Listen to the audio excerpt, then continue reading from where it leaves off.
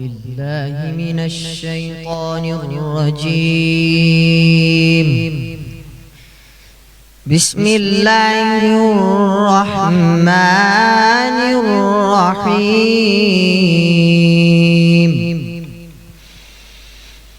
هو الله الذي لا إله إلا هو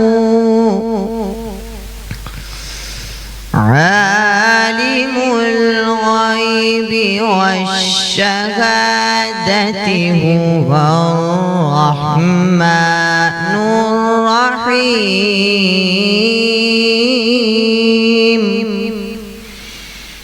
هو الله الذي لا إله إلا هو الملك القدوس السلام المؤمن المهيمن العزيز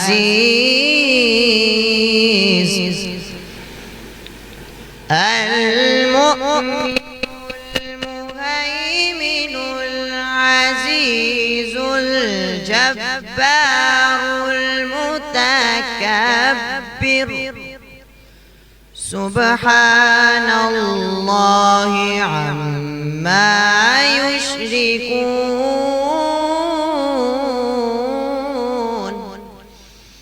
هو الله الخالق البارئ المصور له الأسماء الحسنى يسبح له ما في السماوات والأرض وهو العزيز الحكيم. صدق الله العظيم.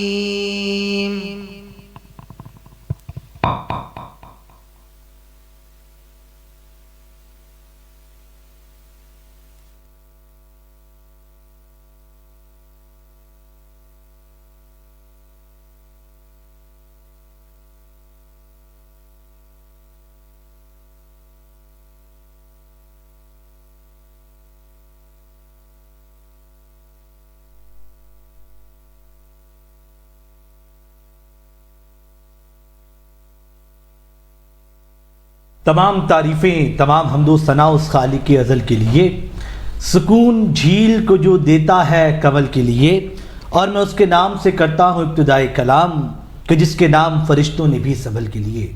السلام علیکم ورحمۃ اللہ وبرکاتہ۔ ناظرین گرامی، میں ہوں آپ کا میزبان انصب قریشی اور آپ دیکھ رہے ہیں حیدرآباد نیوز کی خصوصی سحر نشریات کرم ہے رمضان پاورڈ بائی لبیک کوکنگ آئل اینڈ بناسپتی۔ ناظرین گرامی، آج الحمدللہ ہم 5ویں سحری میں موجود ہیں، اور یہ 5ویں سحر نشریات جو کہ یقینی طور پہ آپ حیدرآباد نیوز سے براہ راست ملاحظہ کر رہے ہیں، اور جس طرح سے الحمدللہ پچھلے 4 روز میں ہماری گفتگو رہی مختلف مسائل پر، مختلف موضوعات پر، اور آج بھی انشاءاللہ العزیز ہم شامل کریں گے بہت سے نئے موضوعات، چاہے وہ دنیاوی اعتبار سے ہوں یا دینی اعتبار سے ہوں۔ میرے ساتھ موجود ہے جناب۔ السلام علیکم ورحمۃ اللہ وبرکاتہ۔ جب تیری شان کریمی پہ نظر جاتی ہے، زندگی کتنے مراحل سے گزر جاتی ہے، اور بے طلب مجھ کو دیے جاتا ہے دینے والا، ہاتھ اٹھتے نہیں جھولی میری بھر جاتی ہے۔ ناظرین، آپ دیکھ رہے ہیں رمضان کریم کی خصوصی سحری ٹرانسمیشن کرم رمضان۔ میں ہوں حافظ محمد علی، آپ سب کو محبت و برا سلام۔ السلام علیکم ورحمۃ اللہ۔ بالکل ناظرین کرامی، اور الحمدللہ ہماری یہ 5ویں سحر نشریات ہے۔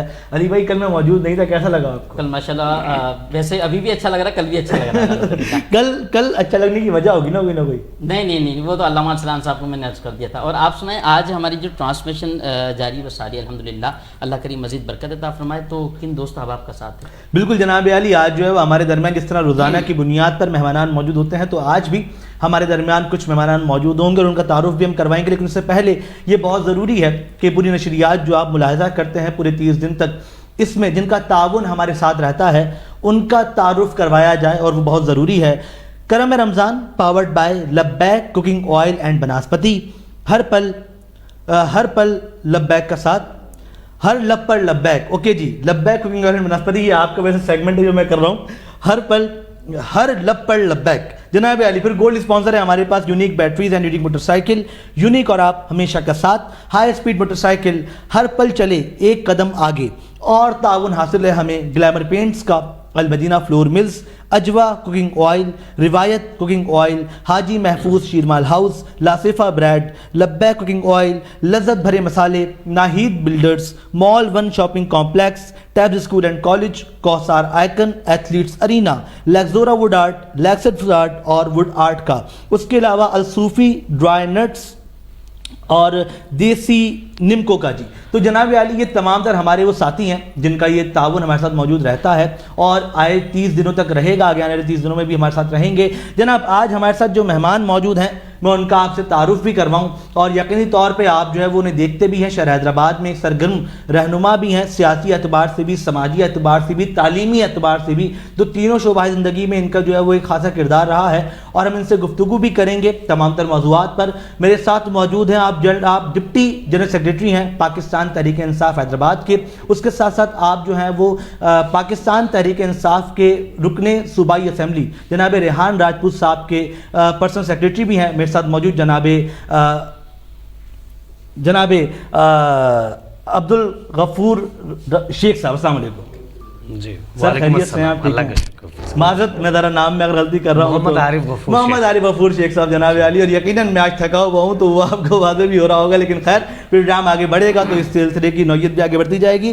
میرے ساتھ موجود جناب محمد ارسلان لودھی صاحب، مذہبی اسکالر ہیں، آپ روزانہ کی بنیاد پر انہیں دیکھتے بھی ہیں، پسند بھی کرتے ہیں. السلام علیکم. وعلیکم السلام. سر خیریت سے ہیں؟ الحمدللہ. جناب علی اور آج کون قاری ہمارے ساتھ موجود؟ جی جناب آج جو قاری قرآن ہمارے درمیان موجود ہیں جناب حافظ قاری عبداللہ عزیری صاحب، مدرسہ حفظ القرآن سے آپ کا تعلق ہے. علامہ قاری محمد اعظم نقشبندی صاحب کے آپ صاحبزادے، بہت پیارے انداز سے شعبہ حفظ القرآن ان کے والد گرامی شہر حیدرآباد میں پڑھا رہے ہیں. اللہ کریم ان کو مزید برکتیں ترقیاں عطا فرمائے. جناب بالکل جناب علی، میں چاہوں گا ہم پہلے کلام کی جانب آگے بڑھیں اور اس کے بعد پھر پروگرام. جی جناب، کرم آج بالائے بام آ گیا ہے، کرم آج بالائے بام آ گیا ہے، زباں پر محمد کا نام آ گیا ہے. جناب محترم عبداللہ عزیری صاحب.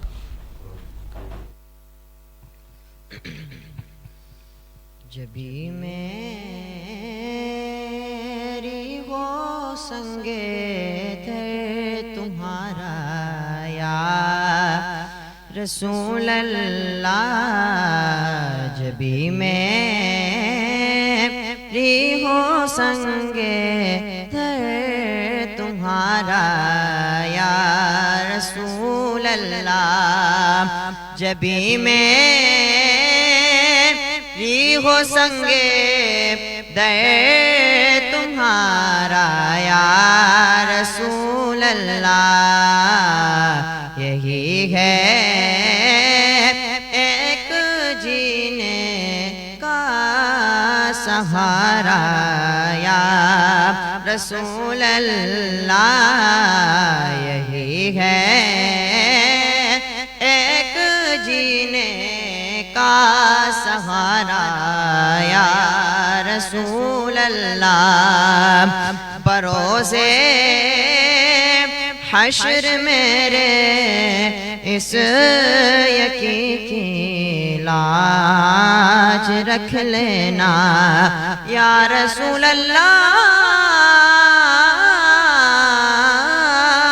بروزے حشر میرے اس یقین کی لاج رکھ لینا،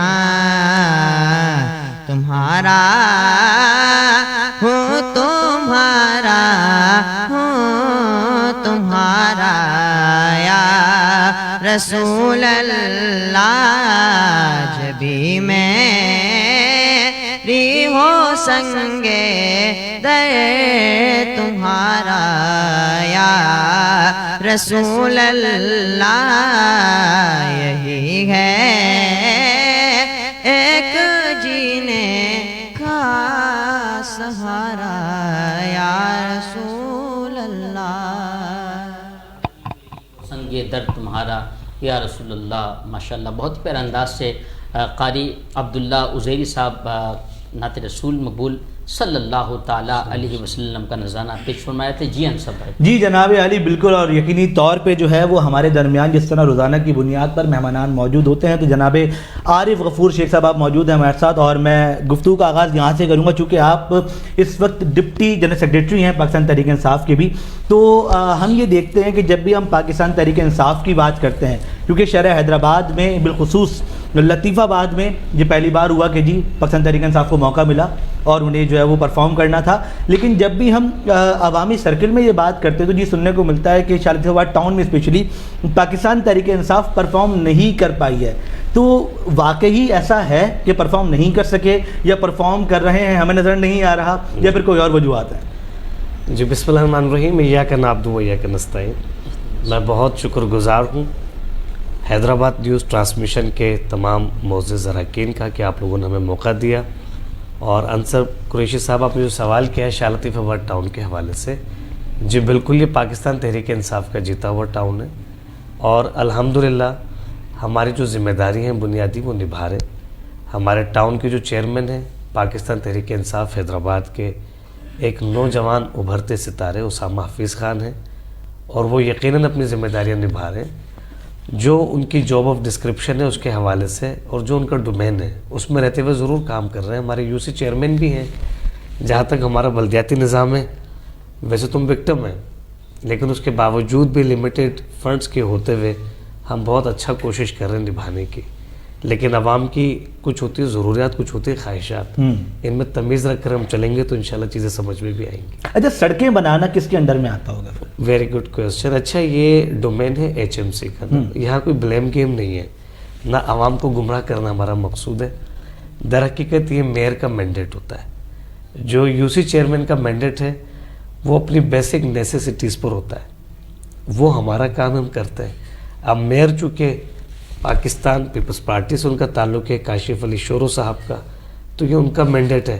اور اس مد میں ابھی currently Sindh government specially local government کی جانب سے 5.2 ارب کی گرانٹ ان کو ماشاءاللہ دی گئی ہے، اور وہ حیدرآباد کے 9 مختلف ٹاؤن میں سے صرف 3 ٹاؤنز میں لگنی ہے.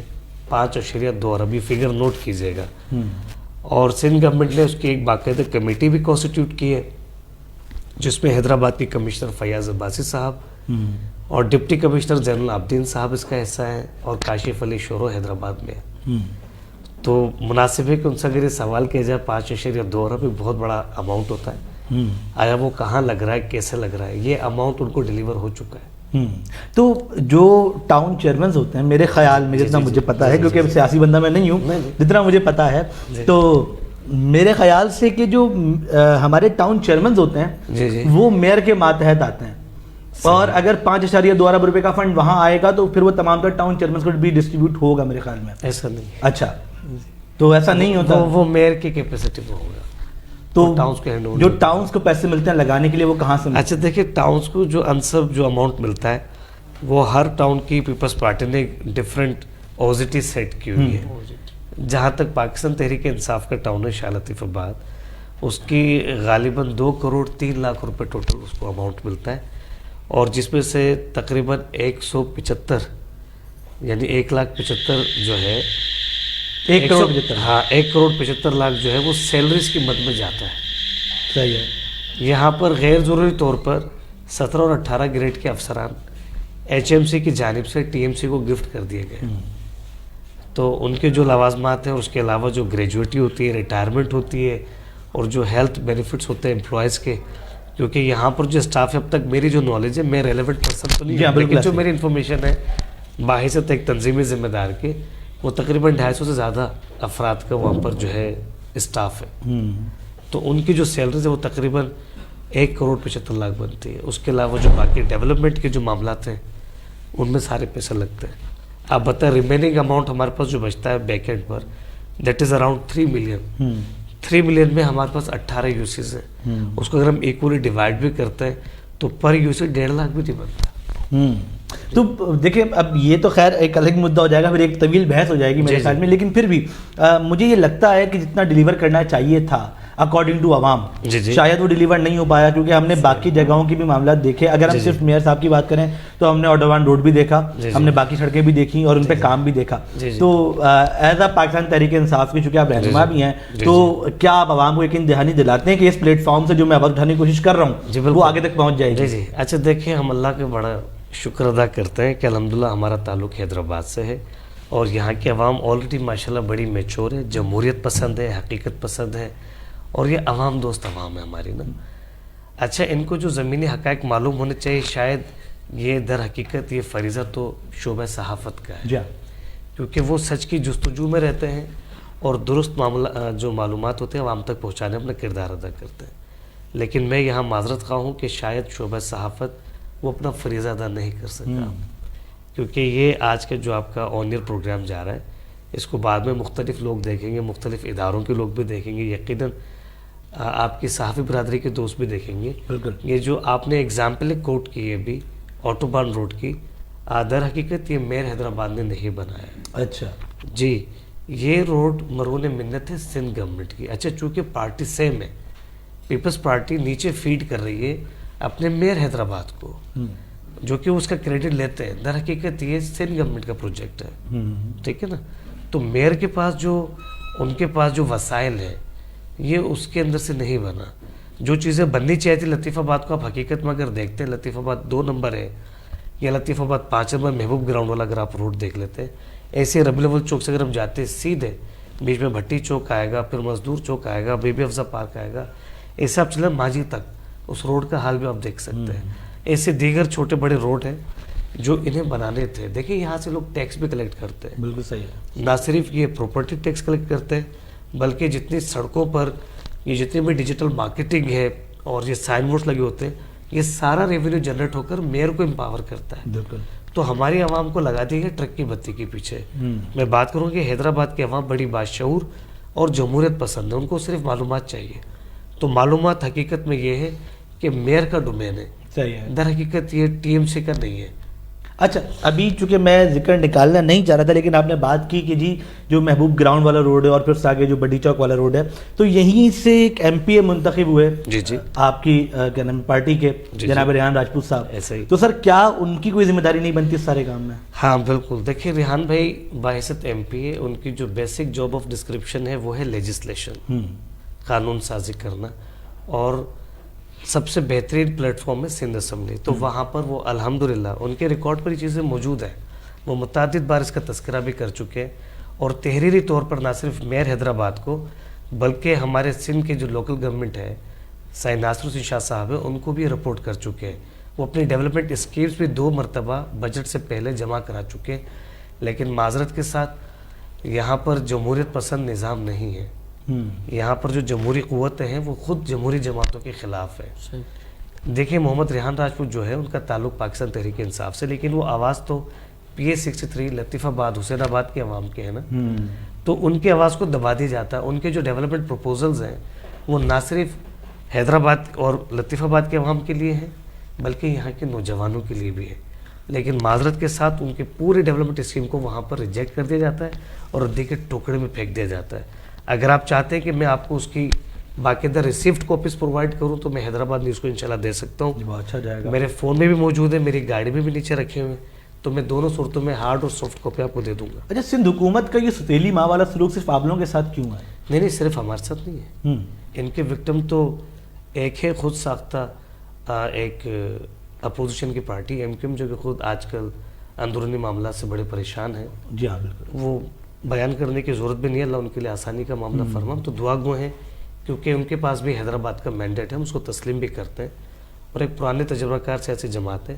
تو پیپلز پارٹی کا رویہ تو ان کے ساتھ بھی اچھا نہیں ہے.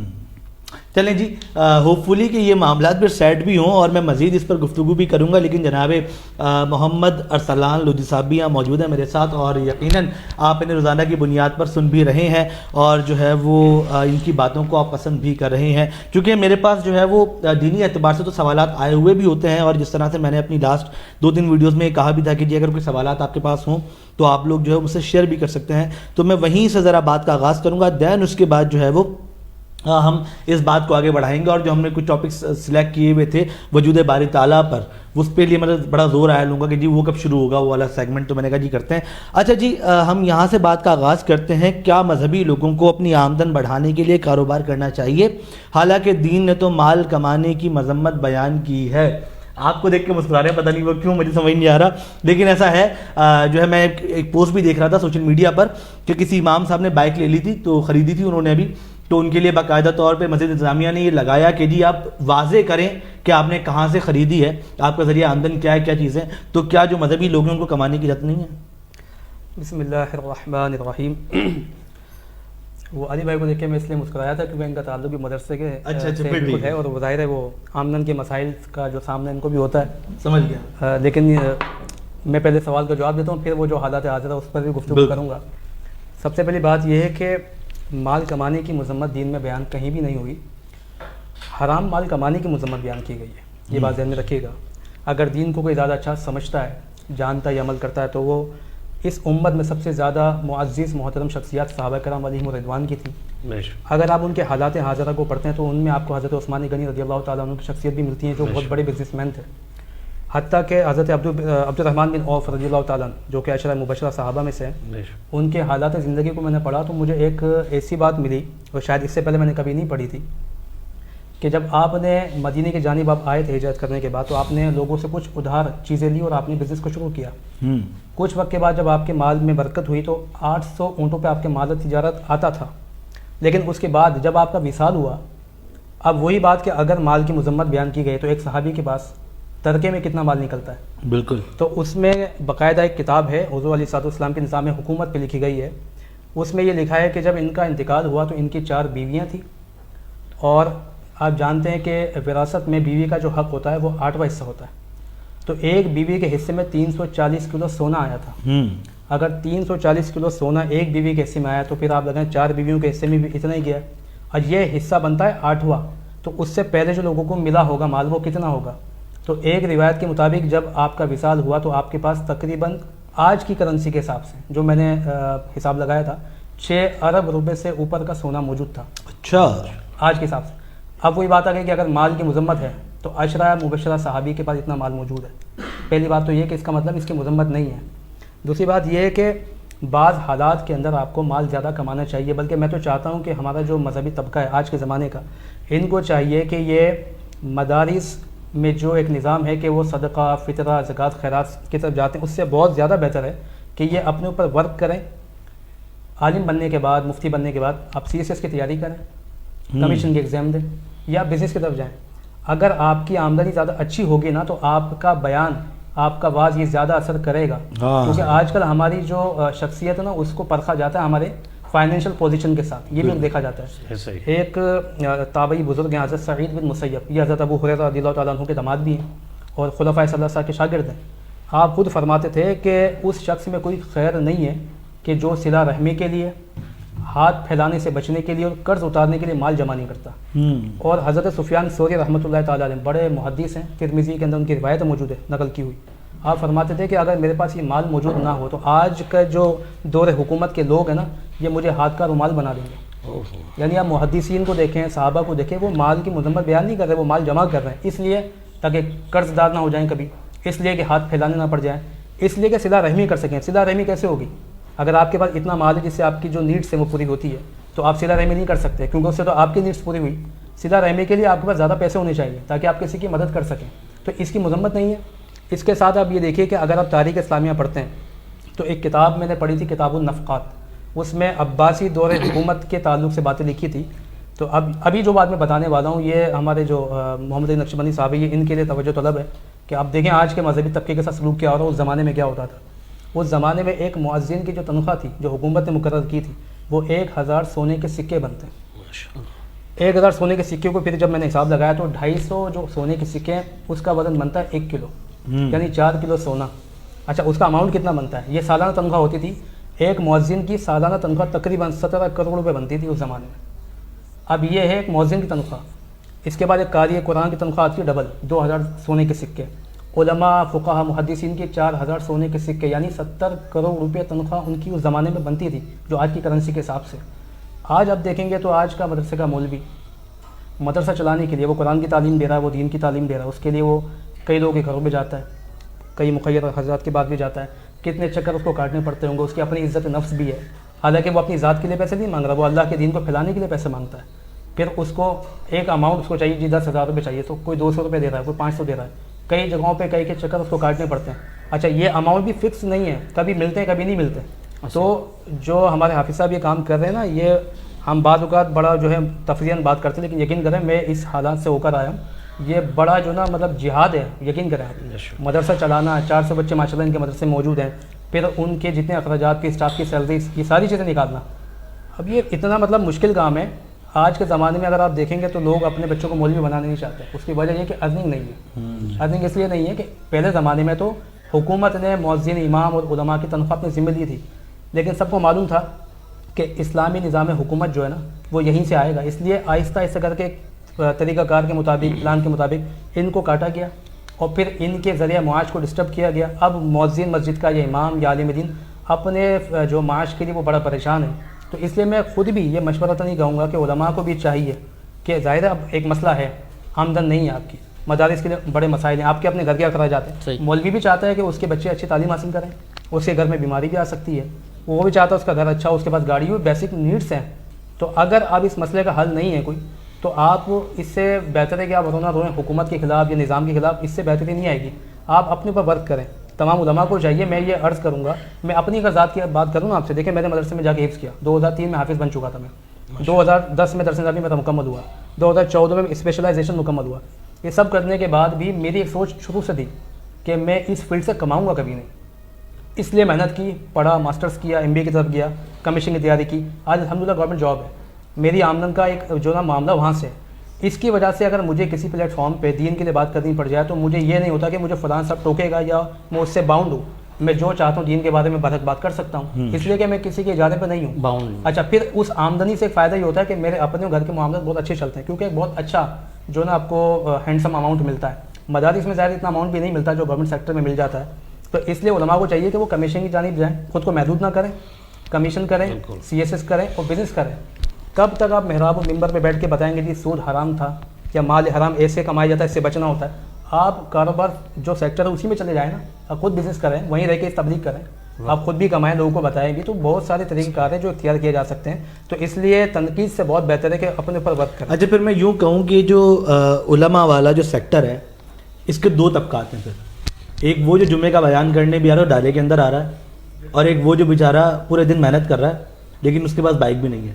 تو وہ جن کے پاس کثیر تعداد ہے پیسوں کی، جن کے لیے جی سینکڑوں لوازمات ہیں دسترخوان پر، اور ایک وہ مؤذن جس کے پاس کھجور اور پانی ہے خالی روزہ کھولنے کے لیے، تو ان دونوں کا فرق بتائیں، مطلب وہ بہت اچھا ہے یا اس کے لیے کوئی معاملہ دوسرے ہیں؟ پھر نہیں دیکھیں، دینی اعتبار سے دونوں برابر ہی ہیں، لیکن آپ اگر سوسائٹی کو دیکھیں گے نا تو جو ڈالے میں امام صاحب آئے گا نا، لوگ اس کے سامنے جھکتے زیادہ ہیں، کیونکہ ان کو پتہ ہے ہم سے زیادہ فائنینشلی جو ہے اسٹرانگ. سادگی کا بیان بھی تو وہی کرتے ہیں نا پھر اتر کے. دیکھیں سادگی گاڑی میں گھومنے کا اگر کوئی گھومتا ہے اس کا مطلب یہ نہیں وہ سادہ نہیں ہے.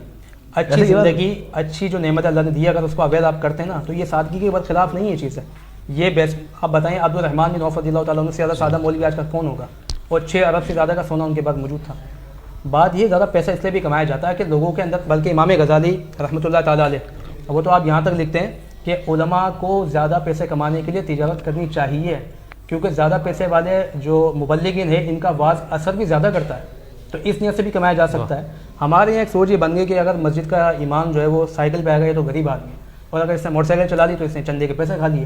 تو تنقید کا نشانہ ہر وقت بنتے ہیں. تو اس سے بہتر ہے آپ کسی بھی انسان کو 100% متفق نہیں کر سکتے، تنقید ہوتی رہے گی، اپنے اوپر ورک کریں، خود کو بہتر بنائیں، انشاءاللہ وقت کے ساتھ لوگ سمجھیں گے حالات کو. اگر آج مذہبی طبقہ جو دیوار سے لگ گیا اس کی ایک بہت بڑی وجہ یہ ہے کہ ذریعہ آمدن نہیں ہے ان کا، اور پھر ان کی غلطی ایک یہ ہے، یہ ایک محبت بڑی شکایت ہے کہ وہ اپنے اوپر کام کرنے کو تیار بھی نہیں ہے. میں نے ایک عالم دین کو دیکھا ہے اور میں کہوں گا میرے استادوں میں سے میں نے ان سے سیکھا. جب مسجد کے امام تھے، 40 سال مسجد میں امامت کی، خطابت کی انہوں نے، اور ان کو کسی وجہ سے جب نکال دیا گیا مسجد سے تو میں نے ان کی آنکھوں میں آنسو دیکھا اور انہوں نے کہا کہ ہماری غلطی ہے کہ ہم نے کوئی ہنر نہیں سیکھا.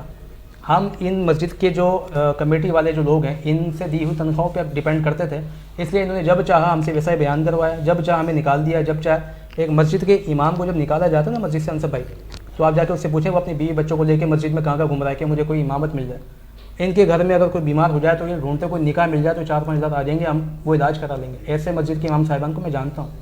تو بات یہ کہ سر میں عرض یہی کر رہا ہوں نا, مطلب یہ تو پھر ہمارے یا تو حکومتی سطح کے اوپر یہ چیز ہو کہ سب یکساں, مطلب وہی والی بات ہو گئی نا کہ ایک جو عالم دین ہے دونوں برابر, دونوں کی ڈگریاں برابر جی, دونوں کی نالج برابر, ایسے ہی ہے نا جی.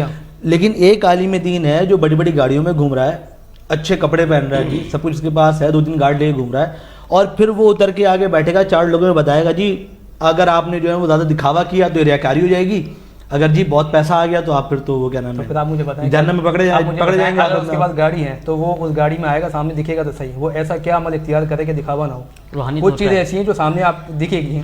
اب اتنا بھی کوئی وہ نا مطلب پردے کا اندر نہیں ہوتا کہ وہ اتنا روحانیت میں, اگر یہ چیزیں واضح سامنے دکھتی ہے اس میں کوئی ایسا مسئلہ نہیں ہے. ہارون رشید بادشاہ جو تھا اس کے تو دربار میں ہر وقت علماء ہوتے تھے, اور وہ خود یہ کہتا تھا جملہ, یہ اس کی تاریخ میں لکھا ہے کہ اصل بادشاہ تو یہ علماء ہے, یہ سہولیات تو ان کو ملنی چاہیے. مطلب مال جمع کر سکتے ہیں, بالکل کرنا چاہیے, سادگی میں زندگی نہیں گزارنی. اگر اس کو آپ سمجھتے ہیں کہ سادگی کے برخلاف ہے تو میں آپ سے کہہ رہا ہوں ایک مذہبی طبقے سے تعلق رکھنے والا کہ آپ یہ سادگی اختیار نہ کریں. آج کے زمانے میں اچھے کپڑے پہنیں, اچھا کھائیں, اپنے بچوں کو اچھی تعلیم دلوائیں, کروڑوں روپے کما سکتے ہیں اگر حلال آپ بالکل کمائیں, اس میں کوئی سیاست کی بات. چلیں جلی بھائی کمیٹی والوں کے حوالے سے بھی ایک گفتگو, علامہ صاحب کمیٹی والے جو اکثر شہر حیدرآباد کی کیا کہیں کی بھی بات کریں, کمیٹی والے ایسے ہوتے ہیں وہ امام صاحب ہو یا مؤذن صاحب ہو اپنے پپا کا اس کو غلام سمجھتے ہیں, تو اس کے بارے میں کیا کہنا چاہیے؟ دیکھیں یہ وہی بات آ گئی نا, میں نے کہا جو امام مسجد کا, میں حیدرآباد میں اب نام نہیں لے سکتا, کچھ مسجد امام صاحبان کو میں ایسے جانتا ہوں جن کا بزنس ہے ماشاء اللہ بڑا اچھا, ان کی کمیٹی میں کون ہے کیا عہدہ ہے مجھے نہیں معلوم, کیونکہ ان امام صاحب کی چلتی اتنی ہے, وجہ یہ ہے کہ ان کا اپنا بزنس ہے, اپنا بزنس. اچھا ایک کمیٹی سے میں ملا تھا اور وہ مجھے خود کہہ رہے تھے کہ ہماری مسجد میں کوئی بھی امام 6 مہینے سے زیادہ رہتا نہیں ہے. تو میں نے کہا وجہ, مجھے تھوڑا تجسس ہوا. اس نے کہا ہم نے طے کیا وہ رہنے دیں گے ہی نہیں. اب جس کو وہ تنخواہ پہ رکھتے ہیں تو وہ طے کر کے ہیں کہ اس کو رہنے دیں گے نہیں. آپ مجھے بتائیں, آپ کہیں بھی جاتے ہیں کچھ وقت کے بعد اب ایڈجسٹ ہو جاتے ہیں, لوگوں میں انڈرسٹینڈنگ ہو جاتی ہے, پھر آپ دین کا کام بھی کریں گے تو اچھے سے کر سکتے ہیں. جب طے یہ کیا ہوا 6 مہینے میں بھگا دینا, وہ دین کا کام کیا کرے گا؟ یعنی اگر وہ کوئی کام شروع بھی کرے گا وہ تو اس کا آغاز کرے گا, اس کو فارغ کر دیا جائے گا. تو جن کی آمدنی کم ہے نا ان کے ساتھ یہ سلوک ہوتا ہے جو آپ بتا رہے ہیں. صحیح کہہ رہے ہیں. اس لیے امام صاحبان کو, ایک امام صاحب ہیں وہ ماشاءاللہ گورنمنٹ جاب ہے ان کی, بہت بڑا جو نا ادارہ چلا رہے ہیں خود کا, اپنے ہی مسجد کے اندر لائبریری بنائی ہے خود کی, اپنی ذاتی پیسوں سے لاکھوں روپے کی کتابیں جمع کی ہیں. حفظ کے جتنے بھی بڑے بڑے آپ کو حفاظ آج دکھ رہے ہیں سب انہی کے شاگرد ہیں. میں شاید ان کے پوتے شاگردوں میں سے شمار ہوتا ہوں, وہ اتنے پرانے ہیں. وجہ یہ ہے کہ وہ ماشاءاللہ فائنینشلی اسٹرانگ ہیں. تو اگر مسجد کا امام بھی نوکری کرتا ہے, کاروبار کرتا ہے, یہ بہت اچھی بات ہے, یہ اس کی تبلیغ کے لیے بہت زیادہ فائدہ مند ہوگا. بالکل ٹھیک ہو گیا جی علی بھائی. تو یہ بات تو آج واضح ہو گئی اسلام صاحب کی طرف سے کہ سادگی میں نہیں رہنا ہے, لوگوں نے اچھی شیروانی پہن کے میں آپ کے سامنے بیٹھا ہوں, دیکھیے اچھی زندگی گزارنی ہے. جناب علی ہم یہاں لیں گے چھوٹا سا بریک سے واپس آتے ہیں تو پھر مزید گفتگو بھی ہوگی, ثنا خوانی مصطفیٰ صلی اللہ علیہ وسلم بھی ہوگی. تو جی آپ نے کہیں نہیں جانا ہے, جڑے رہیے ہمارے ساتھ, دیکھتے رہیے کرم رمضان. رمضان کارم ہے رمضان.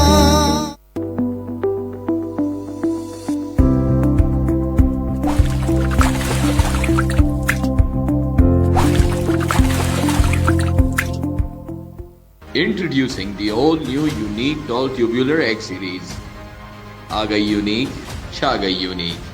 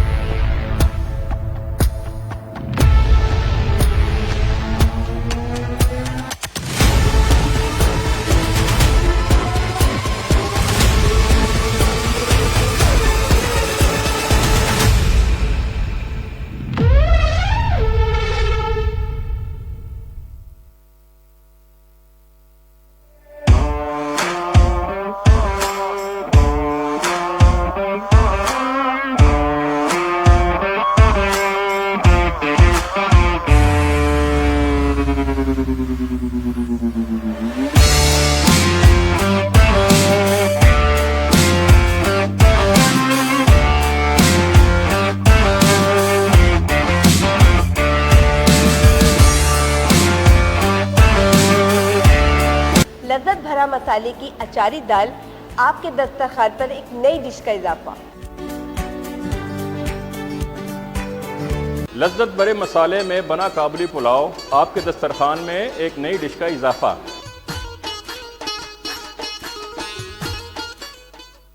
मॉल 1 शॉपिंग कॉम्प्लेक्स, शॉपिंग का जहां, हसीन तर समा। अब हर किसी की होगी अपनी दुकान। जी हाँ, शॉपिंग मॉल में मालिकाना हुकूक के साथ सिर्फ और सिर्फ 24 लाख रुपए में दुकान मिलना मुमकिन है।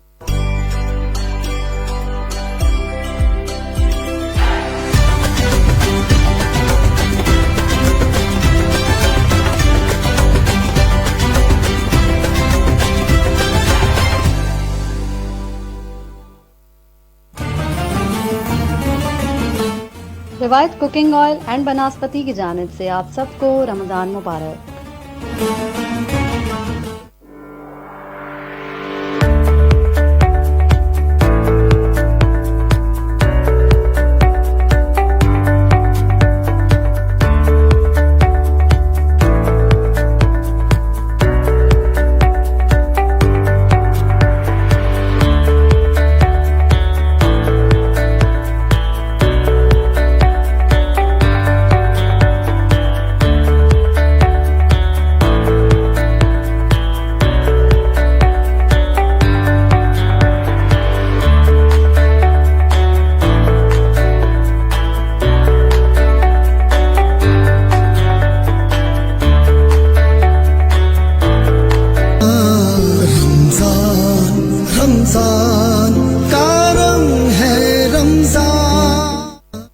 एक बार फिर खुशामदीद कहते हैं आपको हैदराबाद न्यूज़ की खुसूसी रमज़ान नशरियात करम रमज़ान में। आप मुलाहिजा कर रहे हैं हैदराबाद न्यूज़ की स्क्रीन से बराह रास्त। और नाज़रीन ग्रामी, आज 5वीं सहर नशरियात में हम बराह रास्त आपके सामने मौजूद हैं। हमारे साथ जो ताउन किया है वो है लब्बैक कुकिंग ऑयल एंड बनास्पति। हर लब पे लब्बैक, उसके अलावा unique batteries and unique motorcycle, unique और आप हमेशा का साथ, हाई स्पीड मोटरसाइकिल, हर पल चले एक कदम आगे। उसके अलावा हमारे साथ मजीद जो हमारे सपोर्टिंग पार्टनर्स हैं उनमें ग्लैमर पेंट्स, अल मदीना फ्लोर मिल्स, अजवा कुकिंग ऑयल, रिवायत कुकिंग ऑयल, हाजी महफूज शीरमाल हाउस, लासिफा ब्रेड, लब्बैक कुकिंग ऑयल, लज्जत भरे मसाले, Nahid builders, mall 1 shopping complex, tabs school and college, कौसार icon, athlete arena, लेक्सोरा would art, Lexus would art और would art थे। नाज़रीन ग्राम, इस तरह हमारे पास मुख्तलिफ मेहमान रोज़ाना की बुनियाद पर मौजूद होते हैं। आज भी हम आरिफ साहब से इस तरह गुफ्तगू कर रहे हैं, लेकिन गुफ्तगू पर जाने से पहले मैं गुजारिश करूँगा अली साहब से कि कौन सा नाफा मौजूद है और हम जाएंगे जब नादर से। जी जी बिल्कुल अंसर कुरैशी भाई, आज सनख़ाने मुस्तफ़ा सल्लल्लाहु ताला अलैहि वसल्लम हमें दरमियान मौजूद हैं। शुमाइला इरशाद से मैं गुजारिश करता हूँ कि नाते रसूल मकबूल सल्लल्लाहु ताला अलैहि वसल्लम का नज़राना पेश फरमाएँ। बिस्मिल्लाहिर्रहमानिर्रहीम, अस्सलामु अलैकुम। अल्लाहुम्मा सल्ली अला सय्यिदिना व मौलाना मुहम्मद, अल्लाहुम्मा सल्ली अला सय्यिदिना व मौलाना मुहम्मद व अला सय्यिदिना अली व सय्यदतना फातिमा व सय्यदतना ज़ैनब व सय्यदना हुसैन वाला आलिहि व सहाबिहि व बारिक व सल्लिम। पढ़ो दुरूद पढ़ो मोमिनो करीने से, पढ़ो दुरूद पढ़ो मोमिनो करीने से, हुजूर खुद ही चले आएंगे मदीने से। अल्लाहुम्मा सल्ली अला सय्यिदिना व मौलाना मुहम्मद, अल्लाहुम्मा सल्ली अला सय्यिदिना व मौलाना मुहम्मद। वो शहरे मोहब्बत जहाँ मुस्तफ़ा है, वहीं घर बनाने को जी चाहता है। वो शहरे मोहब्बत जहाँ मुस्तफ़ा है, वहीं घर बनाने को जी चाहता है। वो सोने से कंकर, वो चांदी सी मट्टी, वो سونے سے کنکر وہ چاندی سی مٹی نظر میں بسانے کو جی چاہتا ہے. جو پوچھا نبی نے کہ کچھ گھر بھی چھوڑا تو صدیق اکبر کے ہونٹوں پہ آیا. جو پوچھا نبی نے کہ کچھ گھر بھی چھوڑا تو صدیق اکبر کے ہونٹوں پہ آیا. وہاں مال و دولت کی کیا ہے حقیقت, وہاں مال و دولت کی کیا ہے حقیقت, جہاں جان لٹانے کو جی چاہتا ہے. وہ شہر محبت جہاں مصطفیٰ ہے وہیں گھر بنانے کو جی چاہتا ہے. وہ ننھا ساصغر جو ایڑی رگڑ کر یہی کہہ رہا تھا وہ خیمے میں رو کر. وہ ننھا ساصغر جو ایڑی رگڑ کر یہی کہہ رہا تھا وہ خیمے میں رو کر. اے بابا میں پانی کا پیاسا نہیں ہوں, اے بابا میں پانی کا پیاسا نہیں ہوں, میرا سر کٹانے کو جی چاہتا ہے. وہ شہر محبت جہاں مصطفیٰ ہے وہیں گھر بنانے کو جی چاہتا ہے.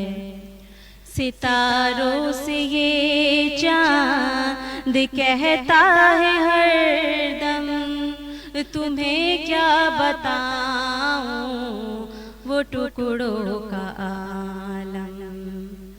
ستاروں سے یہ چاند کہتا ہے ہر دم تمہیں کیا بتاؤں وہ ٹکڑوں کا عالم.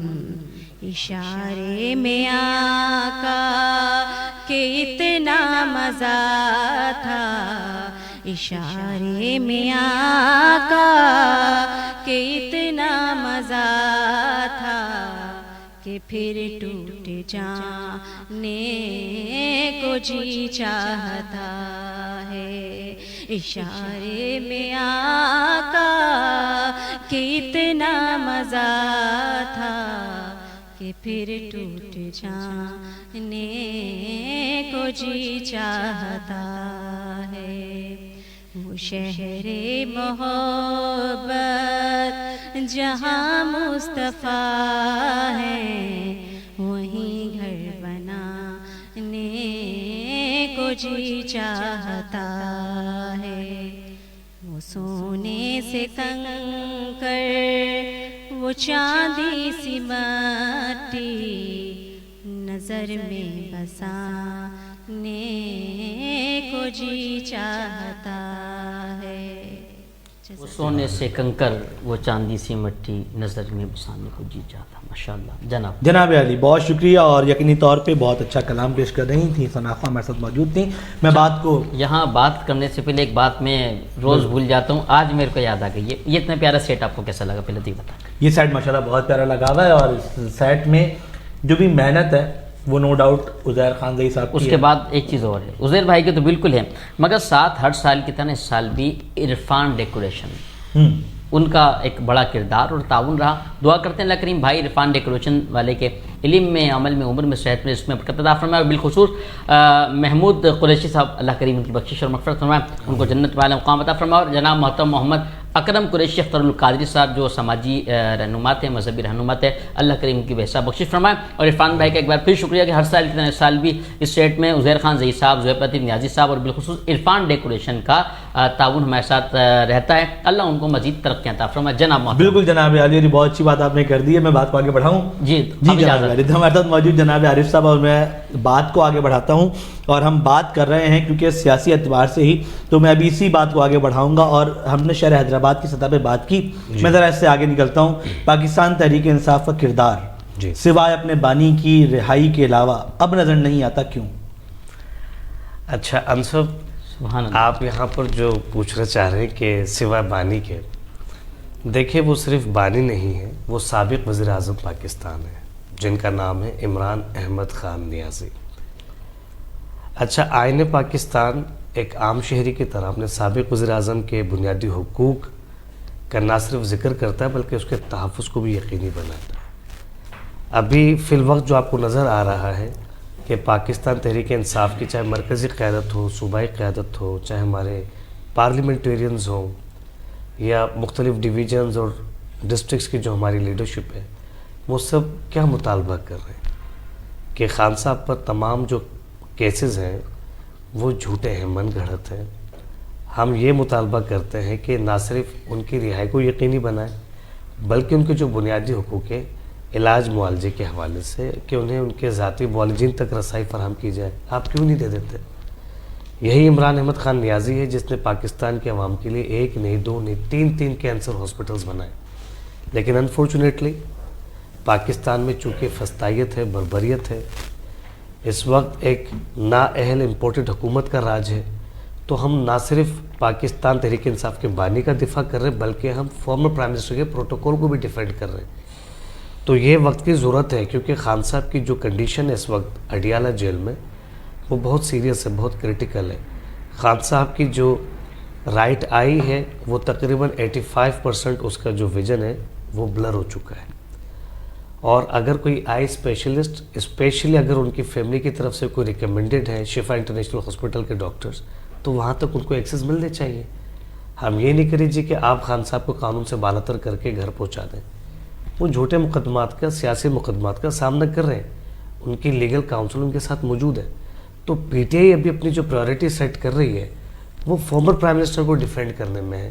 اور جہاں ہم حکومت کا حصہ ہے تو صوبائی حکومت ہمارے پاس ہے، وہاں پہ اللہ کے فضل و کرم سے ہم نہ صرف صحت کے شعبے میں، تعلیم کے شعبے میں، روزگار کے شعبے میں، مختلف شعبہ جات کے اندر بہت اچھا کام کر رہے ہیں.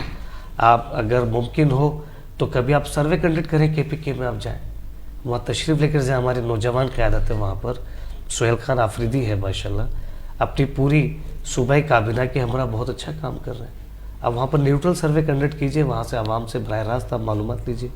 اچھا، جس طرح ابھی آپ نے کہا کہ آپ ایک فارمر پرائم منسٹر کے چونکہ جو پروٹوکولز ہیں ان کے حوالے سے ذرا زیادہ سرگرم عمل ہیں، تو اگر آنے والے وقتوں میں کبھی دوبارہ پاکستان تحریک انصاف اقتدار میں آ جاتی ہے اور کوئی اور شخص ماضی کا پرائم منسٹر وہ ان حالات میں ہوتا ہے، تو کیا تب بھی پاکستان تحریک انصاف یہ رول ادا کرے گی اپنا؟ دیکھیں الحمدللہ ہم ماضی میں آلریڈی یہ ایگزامپل سیٹ کر چکے ہیں. ماضی میں اگر آپ کو یاد ہو تو فارمر پرائم منسٹر اس ٹائم پہ میاں نواز شریف صاحب ہوا کرتے تھے، اور وہ بھی اڈیالہ جیل میں ہی قید تھے. ان پر بھی مقدمات تھے، اگر آپ کو یاد ہو پاناما لیکس، تو ان میں ان کا نام تھا اور باقاعدہ ان کو سپریم کورٹ کے اندر ان کے کیسے چلے، اور he was declared certified corrupt person, ٹھیک ہے. لیکن اس کے باوجود میڈیکل گراؤنڈز پر ہماری جو وزیر صحت تھی صوبائی ڈاکٹر یاسمین راشد صاحبہ، جو کہ بڑی سینئر وزیر تھی ہماری اور کینسر سروائیول پیشنٹ ہے، وہ بھی آج قید میں ہیں. اس وقت انہوں نے ایک پوری میڈیکل رپورٹ نیوٹرل گراؤنڈ پہ سبمٹ کی فیڈرل گورنمنٹ کو، اور فیڈرل کیبنٹ میں خان صاحب کے ساتھ ہوا کرتی تھی شیری مزاری صاحب، وہ ہماری فیڈرل منسٹر تھی. تو ہم نے سر میاں نواز شریف صاحب کو ہمارے former prime minister Imran Ahmed Khan Niazi صاحب کے دور حکومت میں یہ پوری میڈیکل فیسلٹی دی. ان کی فیملی کا کہنا تھا کہ جن کی پلیٹلیٹس بہت تیزی سے گر رہی ہیں اور ہمیں خدشہ ہے کہ ایسا نہ ہو کہ ان کی باڈی سے بلیڈنگ شروع ہو جائے، تو پوری میڈیکل گراؤنڈ پر ان کو باقاعدہ نہ صرف فیملی تک رسائی تھی، علاج معالجہ یقینی بنا تو ایون بیرون ملک جانے کا، جو کہ آج کے موجودہ ایک پرائم منسٹر جن کو ہم تسلیم نہیں کرتے، وہ فارم 47 کے پروڈکٹ ہیں. ٹھیک ہے، وی لٹرلی کنسیڈر ہم، جیسے ورلڈ میں ان کے بارے میں ایک پروپیگنڈا ہے، and we also believe in that کہ he is kind of like a cherry blossom. ٹھیک ہے، اے گائے ہو پالش دا بوٹس. وہ اس بندے نے اپنے بڑے بھائی کو 50 روپے کے اسٹامپ وینڈر پر وٹنس دے کر لنڈن روانہ کیا تھا. لیکن ہم یہ نہیں کہہ رہے خان صاحب کو لنڈن پہنچایا جائے، ہم کہہ رہے دارالخلافہ پاکستان شفا انٹرنیشنل ہاسپٹل تک رسائی دے دی جائے. ہمارا یہ معصومانہ مطالبہ ہے. چلیں بالکل ٹھیک ہو گیا. اب میں ذرا ہماری اس وقت کی حکومت کے اوپر آتا ہوں. جی ہم نے جتنا زیادہ سروے کیا، جتنے پروگرامز کیے حیدرآباد میں، اس پہ بھی ہم کئی دفعہ کرتے رہے. ہم یہ دیکھتے ہیں کہ عوام کی رائے کے اعتبار سے، اچھا عوام کبھی بھی کسی سے مطمئن تو پراپرلی نہیں ہوئی آج تک، لیکن لوگوں کا یہ کہنا ہے کہ as compare to Imran Khan کے دور حکومت میں ذرا اب معاملات کچھ بہتر ہیں. آپ کیا سمجھتے ہیں، حکومت پرفارم کر پا رہی ہے؟ آپ دیکھیے انصب، میں نے پہلے بھی ایک بات آپ سے ریکویسٹ کی تھی آپ سے کہ عوام تک زمینی حقائق کنونس ہونے چاہیے کہ جتنا جلدی ہم زمینی حقائق ان تک پہنچائیں گے تو ان کو رائے قائم کرنے بھی. سر میں بیسک نیڈس کی بات کر رہا ہوں. بیسک نیڈس کی بات کر رہا ہوں. دیکھیے سب سے پہلی چیز ہوتی ہے بیسک نیسیسٹیز میں، وہ ہے روزگار. جیسے بھی میرے فاضل دوست مولانا ارسلان صاحب نے بھی فرمایا کہ ہمارے جتنے بھی مساجد کے اندر علماء کرام ہیں یا ہمارے پیش امام صاحبان ہیں، مؤذن ہیں، ان کو بھی اپنی صلاحیتوں پر محنت کرنی چاہیے. وہ اپنے روزگار میں خود کفیل ہو، تاکہ کسی مسجد کے انتظامیہ کے یعنی کہ منتظر ہیں ان کی سپورٹ کے حوالے سے. تو محترم روزگار خان صاحب کے دور میں جو تھا نا، آپ کا سورس آف انکم بڑا امپاورڈ تھا. خان صاحب نے، آپ یہ دیکھیں کہ کنسٹرکشن انڈسٹری سے کنیکٹڈ ہے آلموسٹ 40 ڈفرینٹ انڈسٹریز ہیں، وہ ساری فنکشنل رہی اور روزگار عام عوام تک گیا. ٹھیک ہے، آج کیا ہو رہا ہے، تقریباً اس امپورٹڈ حکومت کی وجہ سے پاکستان میں اب تک ایک نہیں 150 مختلف انڈسٹریز بند ہو چکی ہیں. ان 150 انڈسٹریز میں آپ سوچیں کتنے ہزار ملازمین ہوں گے، ان ہزاروں ملازمین کے کتنے اہل خانہ ہوں گے، وہ کس قدر پریشان ہیں. اور سر مہنگائی کو اگر آپ ابھی کمپیئر کرتے ہیں، ابھی رمضان کی آمد میں بھی آپ کو 5 روپے کا فیول جو ہے بڑھا ہے، اس کی کاسٹ بڑھی ہے، اس کا پرائز بڑھا ہے. تو آپ اس کو کیسے موازنہ کریں گے؟ دیکھیں عوام تک حقائق نہیں پہنچ رہے. آپ میڈیسن کی کاسٹ پوچھیں کیا پڑ رہی ہے، بچوں کی تعلیم کے جو اخراجات ہیں ان کی جو ماہانہ فیس ہے وہ کہاں پہنچ گئی ہے. تو آپ دیکھیں مہنگائی کا کیا عالم ہے. اور انرجی کرائسس اس موسم میں بھی چل رہے ہیں، فیول پرائس اوپر جاتے جا رہے ہیں. تو عام انسان، عام شہری کی جو زندگی ہے پہلے سے زیادہ بدتر ہے. ٹھیک ہو گیا سر. ویسے میرے خیال میں 4 سالوں میں فرق پڑنا چاہیے چیزوں میں، اور فرق پڑا ہے، اسی اعتبار سے ہم بات کریں گے. لیکن خیر ٹھیک ہو گیا، میں بات کو اور آگے بڑھاتا ہوں. تھوڑا سا ارسلان صاحب کی جانب آگے آؤں گا اور دین پھر ہم جب دوبارہ آئیں گے. اب تو ہم ذرا کچھ ایجوکیشن پہ اور پھر جو انٹرنیشنل معاملات ان پہ گفتگو کریں گے.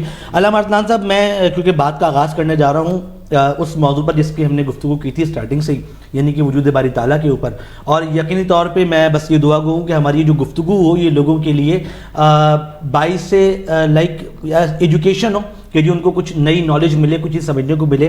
میں یہاں سے بات کا آغاز کروں گا کہ ہم اللہ تعالیٰ کو مانتے ہیں، ہم سب مسلمان ہیں، ہمارا ایمان ہے. لیکن جب ہم اس جین زیز اور جین الفا کے دور میں آتے ہیں تو یہاں پہ کچھ سوالات جنم لیتے ہیں کہ جی خدا کو دیکھا نہیں ہے. اچھا ہمارے کیونکہ ایمان پختہ ہے، شاید میں سمجھتا ہوں کہ ہم جو پرانی والی تھوڑی سی اور پیچھے کی جنریشن ہے اس کو بتایا گیا تھا مدرسہ، مسجد، سپارہ، قرآن شریف. آج کی جو جنریشن اس سے دور ہے. تو پہلا سوال یہ کہ خدا پر اعتماد یا دین پر اعتماد کیا صرف بلائنڈ فیتھ ہے کہ جی اندھا اعتماد کر لیا جائے، یا اس کے پیچھے کے تمام تر جو ہے وہ معاملات ہیں، اور پھر اس کے اعتبار سے بات کو ہم سٹارٹ کرتے ہیں. بسم اللہ الرحمن الرحیم. بہت بہترین سوال آپ کا. بات یہ ہے کہ دین نے اندھی تقلید یا بلائنڈ فیتھ جو نا اس کی تو مذمت کی ہے. ایسا نہیں ہے کہ دین یہ کہتا ہے کہ آپ آنکھ بند کر کے ہر بات پہ یقین و اعتماد کریں. اگر ایسا ہوتا تو دین اسلام میں سوال کرنے کی اجازت کبھی نہیں ملتی. آقا دو عالم علیہ الصلوۃ والسلام کے زمانے میں صحابہ کرام علیہم الرضوان باقاعدہ رسول اللہ صلی اللہ علیہ وسلم کے پاس آ کے سوالات کرتے تھے. اور بخاری اور مسلم میں تو یہ احادیث موجود ہے کہ صحابہ نے یہاں تک سوال کیا کہ جب کچھ نہیں تھا اور اللہ تھا تو اللہ کیا تھا. کسی نے یہ سوال کیا کہ قیامت کب قائم ہوگی. یعنی لوگ آ کے سوالات بھی کر رہے ہیں. رسول اللہ صلی اللہ علیہ وسلم نے ان کے جوابات دیے اور ان کے سوالات اور ان کی اس تحقیق کی حوصلہ افزائی کی. یعنی دین آپ کو اندھی تقلید سے بچاتا ہے، لیکن دین نام کس چیز کا ہے؟ یقین کا، عمل کا اور جو جید علماء کرام ہیں یا مفتیان کرام ہیں یا محدثین ہیں ان پہ اعتماد کرتے ہوئے دین پہ عمل کرنے کا، یہ اس چیز کا نام ہے۔ قرآن کریم فرقان حمید اگر آپ پڑھتے ہیں تو دین نے بار بار آپ کو اس چیز کی دعوت دی ہے، کیونکہ ہم مسلمان ہیں اور جو مسلمان نہیں وہ بھی ان کے پاس عقل سلیم تو ہے۔ قرآن یہی دعوت دیتا ہے کہ افلا تعقلون، کیا تمہارے پاس عقل نہیں ہے؟ افلا تتفکرون، کیا تم تفکر نہیں کرتے؟ یہاں تک فرمایا ان فی ذالک لآیات لقوم یعقلون، یہ پورا جو نظام ہے کائنات کا، یہ اللہ رب العزت فرماتا ہے کہ اس نظام میں عقل والوں کے لیے نشانیاں موجود ہیں۔ اس میں بہت ساری چیزیں ایسی آتی ہیں انصر بھائی کہ ایک انسان کا جو وجود ہے نا وہ بہت ساری چیزوں میں چاہتا ہے کہ بہت ساری چیزوں کا امکان ہو۔ جیسے میں آپ کو بتاؤں توحید، یہ ایک انسان کی فطرت کہہ لیں یا اس کی طبیعت کا تقاضا کہہ لیں، وہ چاہتا ہے کہ توحید ہو، اس لیے ہو۔ امام اہل سنت امام احمد رضا فاضل بریلوی رحمۃ اللہ علیہ نے اپنے فتاویٰ میں لکھا ہے ایک مسئلہ، آپ فرماتے ہیں کہ جو کائنات نہیں، یہ قدیم نہیں ہے، یہ حادث ہے، یعنی یہ پیدا ہوئی ہے۔ قدیم سے خدا کی ذات ہے جو ہمیشہ سے ہے، ہمیشہ رہے گی۔ آپ فرماتے ہیں کہ جو چیز حادث ہوگی نا، کبھی نہ کبھی وہ معدوم رہی ہوگی، یعنی اس کا وجود نہیں ہوگا، ایسا ہوا ہوگا۔ تو اگر حادث جو معدوم چیز ہے اس کو پیدا کیا گیا حادث، تو لازمی کوئی نہ کوئی محدث بھی ہوگا جس نے اس کو پیدا کیا۔ تو عقل چاہتی ہے کہ جب اتنا بڑا نظام موجود ہے تو اس کو چلانے والا بھی کوئی ہونا چاہیے، یہ عقل تقاضا کرتی ہے۔ عقل یہ تقاضا کرتی ہے آپ کا کہ قیامت کا دن ہونا چاہیے، کیونکہ قیامت آپ کس کو کہتے ہیں؟ انصاف کی تکمیل کو کہتے ہیں قیامت۔ بالکل، اس لیے کہ اگر آج کسی شخص کے ساتھ کہ جو مظلوم ہے یا اس کے پاس کوئی اختیار نہیں ہے، وہ ناانصافی ہوتی ہے، اور جو اس کے ساتھ ظلم کر رہا ہے وہ ظالم دنیا سے اس کے ساتھ ناانصافی کرتے کرتے چلا گیا، تو اب وہ یہ سوچتا ہے کہ میرے ساتھ ناانصافی مجھے بدلہ کیسے ملے گا؟ تو قیامت جو نام ہے نا، یہ نام ہے انصاف کی تکمیل کا، اور انسان کی طبیعت چاہتی ہے کہ یہ ہو، یعنی یہ وہ دلیل امکانی ہے جو عقل تقاضا کرتی ہے۔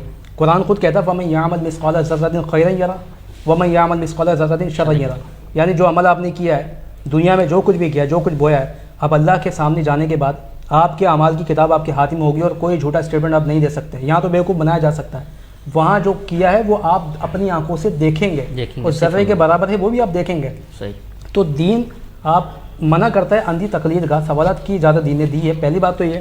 اس کے ساتھ ساتھ اگر آپ دیکھیں آج جو جینزی ہے نا، ان کے لیے میں نے کل ایک ویڈیو دیکھا تھا، اور ایک عالم دین ہے ہمارے اسلام آباد کے، وہ انہی مسائل پہ گفتگو کرتے ہیں، تو اس میں ایک تحقیق سامنے آئی کہ 1997 کے بعد کے جو لوگ پیدا ہوئے ہیں 2012 تک کے، اس سے پہلے کے جو لوگ تھے ان کی عادت یا روٹین یہ تھی کہ وہ کتابوں کو پڑھتے تھے، ان کو مطالعے کا شوق تھا، اداروں سے اپنے آپ کو باقاعدہ وہ جوائن رکھتے تھے اداروں میں، اور کئی کئی گھنٹوں کے مطالعوں کے بعد جا کے ان کے پاس علم کا بہت اچھا وسیع ذخیرہ ہوتا ہے۔ آج کے جو جینزی نا، یہ شارٹ ٹرم پہ چاہتے ہیں کہ ہمیں 10 منٹ کے اندر تمام نالج مل جائے، اور نیٹ پہ بیٹھے رہتے ہیں، موبائل میں کو یوز کر رہے ہیں، مطالعہ باقاعدہ نہیں کر رہے ہیں۔ تو ایک تحقیق کے مطابق پہلے یہ ہوتا تھا کہ جو انسان پہلے چلے گئے ان کے بعد جو لوگ آ رہے ہیں ان کی جو دماغی صلاحیت ہے وہ پہلے والوں سے زیادہ بہتر ہوتی تھی، لیکن 1997 کے بعد جو لوگ پیدا ہوئے ان کی صلاحیت پہلے والوں سے کم ہو گئی۔ اس کی وجہ ہے کہ ان کے مطالعے کی کمی یا شوق میں کمی کہہ لیں آپ، جو پڑھتے نہیں ہیں اور شارٹ ٹرم پہ ساری چیزیں چاہتے ہیں۔ تو یہ جینزی جو اب سوالات پیدا ہو رہے ہیں کہ یہ خدا کا وجود ہے یا نہیں ہے، اب مجھے بتائیں اس سے پہلے سوالات کبھی نہیں ہوتے تھے۔ دین، اگر اب میں کہوں دین نے کس چیز کی نفی کی ہے؟ اس اندھی تقلید کی ہے، یا اس اندھی روایت کی ہے کہ جب عقل چاہتی ہے کہ جس بت کو اس نے خود بنایا ہے وہ اس کی عبادت کیسے کرے گا، کیونکہ یہ تو خود بنایا ہوا ہے، یہ اس کی کیا مدد کرے گا؟ اس وقت کافر کو جب کہا جاتا ہے کہ آپ اس کی عبادت نہ کرو تو وہ کیا کہتے تھے؟ قالوا وجدنا آباءنا لها عابدین، ہم نے اپنے بڑوں کو اس کی عبادت کرتے دیکھا ہے، ہم تو اس کی عبادت ہی کریں گے۔ اچھا، جب ان کو کہا جاتا ہے وَإِذَا قِيلَ لَهُمُ اتَّبِعُوا مَا أَنزَلَ اللَّهُ قَالُوا بَلْ نَتَّبِعُ مَا أَلْفَيْنَا عَلَيْهِ، کہ اللہ رب العزت فرماتا ہے کہ جو اللہ نے کلام نازل کیا تحقیق طلب اس کی پیروی کرو، تو وہ کہتے ہیں کہ جو ہم نے بڑوں کو کرتے دیکھا ہم تو وہی کریں گے۔ تو دین ان اندھی روایات کی تقلید سے منع کرتا ہے۔ تحقیق کا اور ایمان کو یقین و مضبوط میں بدلنے کے لیے آپ ریسرچ کریں، اس کی تو حوصلہ افزائی کی گئی ہے۔ امام غزالی رحمۃ اللہ علیہ تو یہاں تک کہتے ہیں اپنی کتاب احیاء العلوم کے اندر کہ دین جو ہے یہ شروع تقلید سے ہو سکتا ہے مگر اس کی تکمیل تحقیق کے ساتھ ہی ہوگی۔ تو تحقیق سے منع نہیں کیا گیا، جس چیز پر آگے دین آپ کو کہتا ہے کہ یہاں پہ سٹاپ ہونا چاہیے، یہاں پر آپ آگے نہ بڑھیں، وہ کون سے سوالات ہوتے ہیں؟ وہ یہ سوال ہے کہ رسول اللہ صلی اللہ علیہ وسلم نے فرمایا، مسلم شریف کی حدیث ہے، آپ نے فرمایا کہ انسان کی عقل میں سوال آتا ہے کہ اس کائنات کو کس نے بنایا؟ اللہ نے بنایا۔ اللہ کو کس نے بنایا؟ تو وہ فرماتے جب یہ سوال آیا تو سمجھ جاؤ کہ اب شیطان تم پہ حملہ کر رہا ہے، اس لیے کہ اس والے ٹاپک کو انسان کی عقل محدود سمجھ نہیں سکتی، یہاں آ کے سٹاپ کیا گیا ہے۔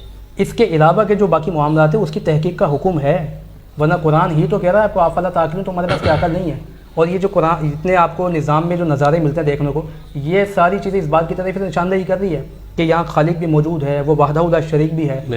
نبوت کا جو منصب ہے، اسی پر مجھے ایک بات یاد آئی، یہ نبوت کا منصب ہونے کا تقاضا بھی انسان کی عقل کرتی ہے، اس لیے کہ نبوت کس منصب کو کہتے ہیں؟ انسان کے رہنمائی کے لیے، انسان کی رہنمائی ہونی چاہیے، یہ سوسائٹی کا تقاضا ہے کہ بھائی بات یہ کہ اگر آپ کو کوئی بات میں بتا رہا ہوں، میں نے دین پڑھا تو میں دین کی بات بتاؤں گا، اچھا میں نہیں ہوں تو آپ کو کون بتائے گا دین کی بات؟ کوئی نہیں بتانے والا۔ اگر ہم اللہ رب العزت جو ہمارا خالق ہے، مالک ہے، اس کے پیغام کو سمجھنا چاہتے ہیں تو ان کے نبیوں سے سیکھیں گے، ان سے۔ تو یہ نبوت کا ہونا یہ سوسائٹی کی نیڈ ہے، تو یہ عقل ساری چیزوں کو دیکھنے کے بعد خود تقاضا کرتی ہے کہ کیا کیا چیزیں یہاں ہونی چاہیے۔ اس لیے اگر یہ سمجھتے ہیں کہ جی دین بلائنڈ فیتھ کا نام ہے تو ایسا نہیں ہے، دین تحقیق کا نام ہے، یقین کا نام ہے، ایمان کا۔ قرآن پڑھیں، سمجھیں اور اس پر ریسرچ کریں، اور اس کے بعد وہ جو تقلید ہم کرتے ہیں علماء کی فقہی مسائل میں، وہ اس وجہ سے ہوتی ہے کہ ہم ان علماء پر ان کی فیلڈ کے اعتبار سے اعتماد کرتے ہیں۔ پھر میں یہاں تک آپ کی بات کو بالکل صحیح درست ثابت کرتا ہوں، میں مان لیتا ہوں، لیکن ایک بات یہ بھی ہے نا کہ ہم نے شاید دین کو اتنا زیادہ کمپلیکس کر دیا ہے کہ جی ابھی آپ یہاں بیٹھ کے بولیں گے جی 20 رکعت پڑھو تو 8 بھی پڑھو، پھر وہ مجھ جیسا بندہ کہیں گھوم پھر کے جائے گا وہ بولے گا جی 8 پڑھو، ایسے ہی ہے نا، پھر وہ بولے گا جی رفع یدین کرو تو نہیں کرو۔ یا تو اس میں سارا قصور ان مولویوں کا ہے جس کو مشکل کر رہے ہیں سمجھنے کے لیے لوگوں کو۔ نہیں ایسا نہیں ہے، اس میں ایک چھوٹی سی بات میں عرض کروں آپ سے کہ اگر ہم مولویوں کو کیا سمجھتے ہیں، ہم جسٹ کسی کے چہرے پہ داڑھی دیکھی، ٹوپی دیکھی، ہم نے سمجھا یہ مولوی ہے۔ اب اسی طرح کے دو لوگ آتے ہیں، دونوں الگ الگ بات کر رہے ہیں، آپ دونوں پہ اعتماد کس بنیاد پہ کر رہے ہیں؟ علم کی بنیاد پہ نہیں کر رہے ہیں، اس کے گیٹ اپ کی بنیاد پہ کر رہے ہیں۔ جی نجم مصطفی صاحب کی کتاب ہے منزل کی تلاش، آپ وہ پڑھیں، اس میں باقاعدہ پوری کی پوری تحقیق موجود ہے 1857 کے بعد کی، کہ جو برٹش گورنمنٹ تھی انہوں نے کچھ علماء کو باقاعدہ پیسے دے کے خریدا تھا کہ سلیبس تمہارا ہوگا، طریقہ ہمارا ہوگا۔ تو اس کے اندر ہماری جو نظام تعلیم ہے اس کے اندر اتنی ساری چیزیں کو ایڈ کی گئی ہے، اور جس کی وجہ سے ہمارا نوجوان اس بات کو اب پریشان ہے کہ یار یہ مولوی بھی بات کرتا ہے قرآن حدیث سے، یہ مولوی بات کرتا ہے، تو کون سی بات سچ ہے؟ اس کا سب سے اچھا طریقہ یہ ہوتا ہے کہ آپ جو خود پڑھنے والے ہوتے ہیں نا، آپ سمجھتے ہیں، یعنی دیکھیں میں نے دین کو پڑھا، میں ایک مدرسے میں گیا، میں نے عربی پڑھی، اور جو نصاب کی کتابیں وہ تقریباً تمام مکاتب فکر میں سیم ہوتی ہے، وہ پڑھنے کے بعد اب اس قابل ہو جاتے ہیں کہ آپ قرآن حدیث کو سمجھ سکتے ہیں۔ تو پھر آپ خود سمجھیے، کیونکہ دین عقل کے خلاف نہیں ہے، یہ ذہن میں رکھیے گا، دین عقل کے خلاف نہیں ہے۔ بہت سی باتیں ایسی ہیں نہ، اچھا دین عقل کے خلاف بھی نہیں ہے، فطرت کے خلاف بھی نہیں ہے، تو آپ کو فطرتاً سمجھ میں آ جائے گی یار کس بندے کی بات کتنی صحیح ہو سکتی ہے۔ تو اس لیے اگر یہ کنفیوز لوگ ہو رہے ہیں، اس میں ان کی غلطی ہے کہ وہ تنقید کرنے کا ٹائم تو نکال لیتے ہیں لیکن دین کو پڑھنے کا ٹائم ان کے پاس نہیں تھا۔ چلیں میں اس بات کو آگے بھی لے کر آؤں گا یقینی طور پہ، کیونکہ اب یہ سلسلہ چلے گا، روزانہ کی بنیاد پہ اس پہ گفتگو ہوگی، کیونکہ یہ بھی میں اس بات کو اگر یہاں پہ بھی روک دوں نا کہ لوگوں کو، جیسے بھی آپ نے کہا کہ لوگوں کو پڑھنا چاہیے اور لوگ اس کو سمجھیں، تو ہماری پچھلی کسی ٹرانسمیشن میں یہ گفتگو بھی ہوئی تھی کہ قرآن کو میں باتیں اس طرح کی ہیں کہ وہ ڈائریکٹ سمجھی نہیں جا سکتی، اس کو سمجھانے والے ہونے چاہیے، ایسا ہی بالکل یہ بھی آپ نے کہا تھا۔ تو میں یقینی طور پہ اس بات کو بھی آگے بڑھاؤں گا۔ ابھی ہم لیں گے ایک بریک، وقفے کا ٹائم ہے جی، آپ نے کہیں نہیں جانا ہے، دیکھتے رہیے کرم رمضان۔ رمضان رمضان کا رنگ ہے رمضان۔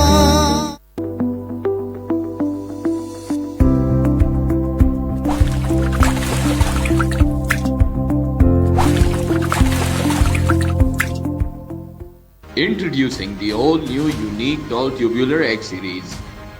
आ गई यूनिक, छा गई यूनिक।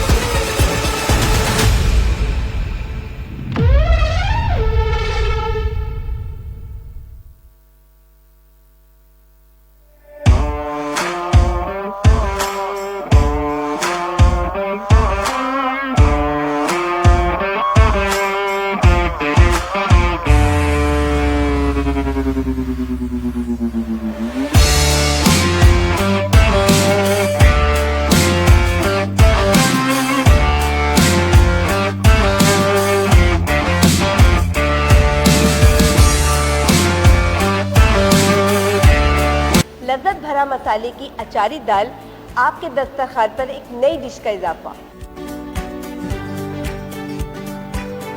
लज्जत भरे मसाले में बना काबुली पुलाव, आपके दस्तरखान में एक नई डिश का इजाफा।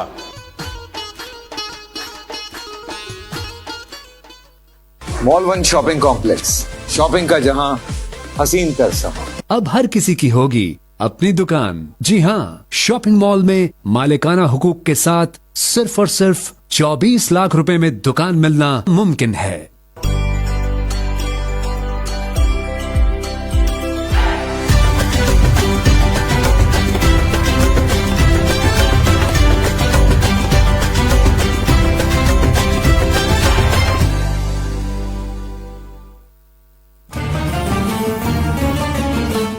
रिवायत कुकिंग ऑयल एंड बनास्पति की जानिब से आप सबको रमज़ान मुबारक।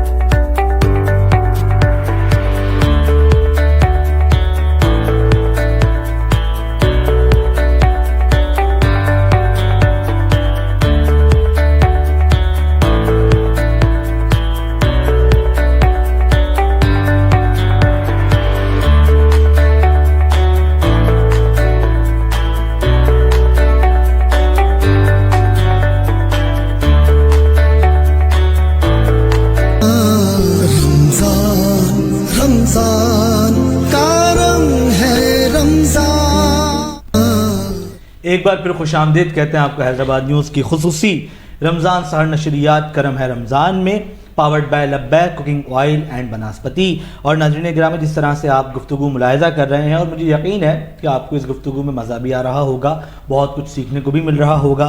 मैं चाहूँगा कि जनाब अली साहब हम पहले कलाम लें, उसके बाद फिर गुफ्तगू को आगे बढ़ाएं। ठीक है जनाब, माशाल्लाह हमें सनाखान मुस्तफ़ा सल्लल्लाहु ताला अलैहि वसल्लम ने ज्वाइन किया है। जनाब मोहतरम मोहम्मद मोहसिन अशरफी साहब से गुजारिश करता हूँ शहर हैदराबाद के मशहूर मुमताज़ सना खाएँ कि आप हदिया नात पेश फरमाएँ। आपने अल्हम्दुलिल्लाह एक आवाज़ में हमारे लब्बैक किया और आप यहाँ हाजिर हुए। अल्लाह करीम आपको मज़ीद बरकत अता फरमाए, क्योंकि हमारे साथ जो है ताबुन वो भी लब्बैक कुकिंग ऑयल का है। बिस्मिल्लाह। सल्ले अला नबीना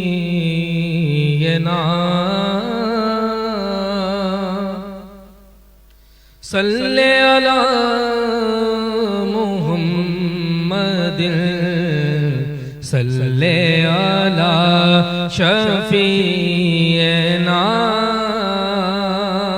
सल्ले अला मुहम्मदिन।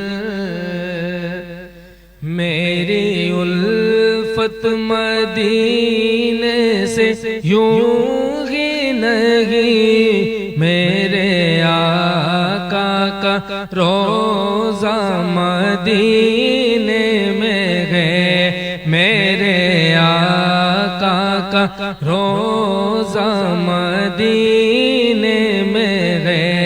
मैं मदीने की जानिब ना कैसे खींचूं, मैं मदीने की जानिब ना कैसे खींचूं। मेरा दीन और दुनिया मदीने में है, मेरा दीन और दुनिया मदीने में है। अर्श आज़म से जिसकी बड़ी शान है, रोज़ाए मुस्तफ़ा जिसकी पहचान है, रोज़ाए मुस्तफ़ा जिसकी पहचान है। जिसका हम पल्ला कोई मोहल्ला नहीं, जिसका हम पल्ला कोई मोहल्ला नहीं। एक ऐसा मोहल्ला मदीने में है, एक ऐसा मोहल्ला मदीने में है। او سرور دو جہاں سے دعا ہے میری ہاں بدو چشم تر التجا ہے میری ہاں بدو چشم تر التجا ہے میری ان کی فہرست میں میرا بھی نام ہو ان کی فہرست میں میرا بھی نام ہو جن کا روزانہ جانا مدینے میں ہے ان کی فہرست میں میرا بھی نام ہو جن کا روزانہ جانا مدینے میں ہے اور پھر مجھے موت کا کوئی خطرہ نہ ہو موت کیا زندگی کی بھی پرواہ نہ ہو موت کیا زندگی کی بھی پرواہ نہ ہو پھر مجھے موت کا کوئی خطرہ نہ ہو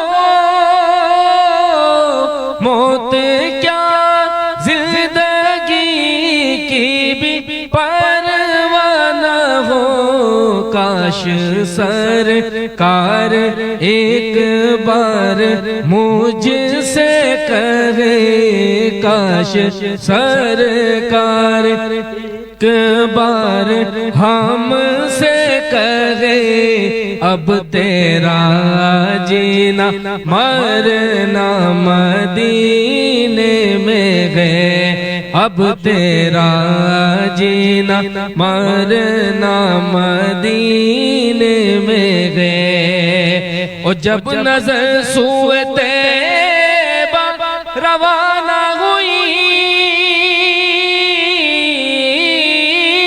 ساتھ دل بھی گیا ساتھ جا بھی گئی ساتھ دل بھی گیا ساتھ جا بھی گئی جب نظر سوئے طیبہ روانہ ہوئی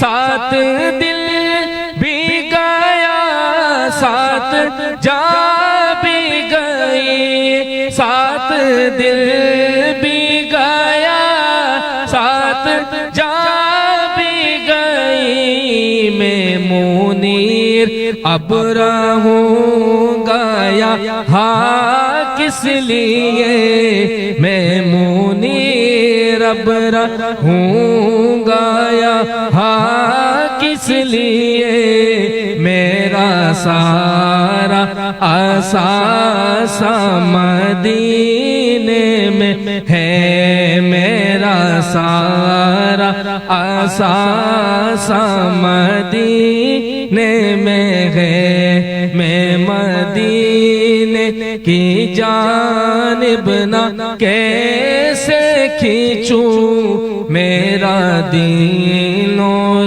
دنیا مدینے میں بہت انداز سے جناب بھائی محمد محسن اشرفی صاحب ہدیہ نعت پیش فرما رہے تھے. دعا کرتے ہیں اللہ کریم ہمارے حاجی عبدالغفار میمن صاحب کی اللہ کریم بخشش اور مغفرت فرمائے اور جناب محترم زہیب میمن صاحب کو اللہ کریم مزید ترقیاں اور برکت عطا فرمائے اور جتنے بھی محروم ہیں اللہ کریم سب کی بے حساب بخشش اور مغفرت فرمائے. جناب بالکل جناب عالی, اور یقینی طور پر اس طرح ہم گفتگو کر رہے تھے, میں اسی سلسلے کو آگے بڑھاؤں گا, لیکن ایک سوال میرے پاس آیا تو میں چاہوں گا کہ میں وہ ان کی گزارش پیش کر دوں, پہلے پھر ہم بات کو آگے بڑھائیں. عارف صاحب ایک سوال میرے پاس آیا ہے, ابھی تھوڑا تلخ سوال بھی ہو سکتا ہے, لیکن آپ کیونکہ چیزوں کو جانتے ہیں تو آپ اس کا جواب بہتر انداز سے دے سکتے ہیں. کسی نے کہا ہے کہ جی ریحان راجپوت صاحب تو خود 2 کروڑ روپے دے کے آپ کے صوبائی اسمبلی کے ممبر بن گئے ہیں جی, تو کیا کہیں گے اس حوالے سے, صحیح بات ہے؟ بسم اللہ الرحمن الرحیم, ایاک نعبد و ایاک نستعین. جی بالکل میں اس کی تردید کرتا ہوں. اس میں کوئی صداقت نہیں ہے، یہ محض ایک جھوٹ پر مبنی ایک الزام ہے۔ الحمدللہ محمد ریحان راجپوت کا تعلق پاکستان تحریک انصاف سے ہے، جو پاکستان کی ایک مقبول ترین سیاسی جماعت ہے، اور ووٹر ہمارا ہائیلی موٹیویٹڈ ہے بیکاز آف عمران احمد خان نیازی صاحب۔ ووٹر کسی کا نہیں ہے، ووٹر صرف عمران خان کا ہے۔ انہوں نے دیکھا کہ کینڈیڈیٹ چونکہ پی ٹی آئی کا ہے اور پی ٹی آئی کی طرف سے وہ نومینیٹڈ ہے، تو الحمدللہ بہت اچھا ووٹ پڑا، اور جو کہ ہمیں حقیقت میں فارم 45 پر جتنا ووٹ پڑا دیٹ واز ابو 60,000، جو کہ فارم 45 پر مینشن کیا گیا اور اس پہ 47 پر 40,000 سم تھنگ، تو ہمارا تو ووٹ بینک اس سے بھی زیادہ تھا۔ ہمیں کیا پڑے کہ جی ریحان صاحب 2 کروڑ روپے دے کر یہ سیٹ حاصل کریں، اور اگر اس کو حاصل بھی کرتے تو اس کی کیا قیمت ہے؟ اس کی کوئی قیمت نہیں ہے سر۔ جی مطلب یہ کہہ رہے ہیں کہ ایسا کچھ بھی نہیں ہے؟ نہیں نہیں، ایسا بالکل بھی نہیں ہے۔ اچھا، پاکستان تحریک انصاف پر ہم ایک اور چیز بھی دیکھتے ہیں کہ نو ڈاؤٹ عمران خان صاحب ایک اچھے لیڈر ہیں، اور ہم نے جتنا ان کو دیکھا ہے کرکٹ کی دنیا سے لے کر، مطلب ہم نے تو نہیں دیکھا اپنے وقتوں میں، لیکن جتنا ان کے بارے میں سنا ہے وہ یہی سنا ہے کہ جی ایک اچھا، ایک بڑا جو ہے نا وہ سنسیئر بندہ، ملک کے ساتھ کرکٹ کے حوالے سے بھی جو ہے وہ رہے ہیں۔ لیکن باقی جو سیاسی جماعت ہے، یعنی کہ اس وقت کے جو عمران خان کے ساتھی تھے، جو حکومت کا حصہ تھے، وہ سارے تو یہاں وہاں کی جماعت تھے، تو کہیں نقصان ان کے ساتھ تو نہیں ہوا پاکستان تحریک انصاف کو؟ دیکھیں انصف بھائی، نقصان اگر ہم جنرل پرسپیکٹیو میں اس کو دیکھتے ہیں تو نقصان نہیں ہے۔ الحمدللہ اچیومنٹس کی ایک بڑی طویل فہرست ہے کہ خان صاحب کے دور حکومت میں جیسے ہم وفاق میں رہے، پنجاب میں رہے، کے پی میں رہے، اور بلوچستان میں ہماری اتحادی جماعت تھی، اتحادیوں کے ساتھ مل کر ہم نے حکومت بنائی تھی، تو الحمدللہ as per the commitment we delivered. تو ہمارے لاسز ایسے نہیں ہیں، لاسز تنظیمی سطح پر ضرور ہیں کہ جو لوگ اس ٹائم پہ ہم سے کنیکٹ ہوئے، سانحہ 9 مئی کے بعد وہ لوگ جدا ہو گئے۔ جی ایسا ہی ہے۔ اب دیکھیں کچھ لوگوں کے ہوتے ہیں نظریات اور کچھ لوگوں سے ذاتی مفادات۔ اب جو ذاتی مفادات کے لیے جو لوگ سیاست سے کنیکٹ ہوتے ہیں تو وہ اپنے بینیفٹس لے کر جب ان کا سفر تمام ہو جاتا ہے پھر وہ آرام سے سائڈ ہو جاتے ہیں۔ لیکن الحمدللہ خان صاحب اپنی ذات میں اللہ نے ان کو جو ایک کرشمہ دیا ہے، اپنے ذات میں ایک پارس کی سی اہمیت رکھتے ہیں وہ، کہ جو شخص خان صاحب کے ساتھ الحمدللہ سنسیئر ہو کر چلا تو پاکستان کی اس عوام نے اس کو بہت عزت دی، اور جس نے خدا نخواستہ خان صاحب کے ساتھ چیٹ کیا، دھوکہ دیا یا پیٹھ پیچھے وار کیا، تو الحمدللہ وہ لوگ ذلیل ہوئے، خوار ہوئے۔ آپ دیکھ سکتے ہیں ابھی بھی کچھ لوگ ایسے ہیں جو سینیٹر تو بن چکے ہیں لیکن کوئی ان کو اون نہیں کرتا۔ آج وہ اسٹیبلشمنٹ کے ماؤتھ پیس تو بن چکے ہیں، پینٹ کوٹ پہن کر، بڑے پوز دے کر، اپنا ہیئر اسٹائل بڑا خوبصورت بنا کر، اور بڑے اچھے طریقے سے کسی کے ماؤتھ پیس بن کر بیٹھے ہوئے۔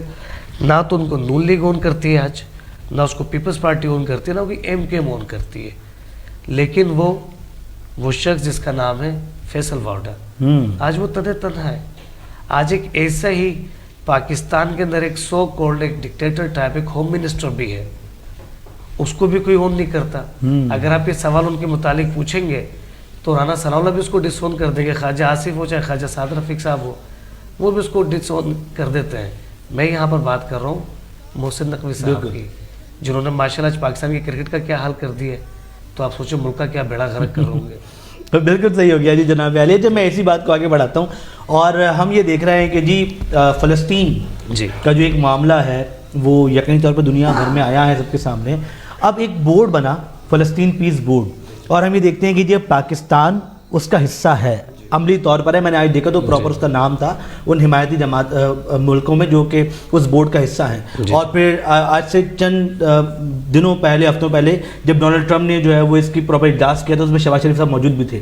تو چونکہ آپ کی جماعت پاکستان تحریک انصاف حکومت کا حصہ رہی، حکومت بنا کے رہی اس ملک میں، تو کیا سمجھتے ہیں پاکستان کا فلسطین کے لیے اس بورڈ کا حصہ بننا درست ہے؟ اچھا دیکھیں انصف، میں یہاں پر کہنا چاہوں گا پاکستان تحریک انصاف کی جانب سے جو ہمارا موقف ہے، کلیکٹیو ہمارا ایک موقف وہ یہ ہے کہ یہ در حقیقت ناانصافی کی گئی ہے مقبوضہ فلسطین کے مظلوموں کے ساتھ، کہ پاکستان بلاخر ایسی کیا مجبوری، ایسی لاچاری ہے کہ ہم اس بورڈ آف پیس کا حصہ کیوں بن رہے ہیں؟ اللہ کا فضل و کرم ہے کہ جی ہم ایک اسلامک ریپبلک پاکستان ہے۔ آپ نے کیا کسی صوبائی اسمبلی سے کوئی ریزولوشن پاس کرائی، آپ نے نیشنل اسمبلی میں سینٹ میں کوئی ریزولوشن پاس کیا؟ پاکستان کے جتنے بھی اسٹیک ہولڈرز ہیں کہ آپ نے سب کو آن بورڈ لیا؟ کسی کو نہیں لیا آپ نے۔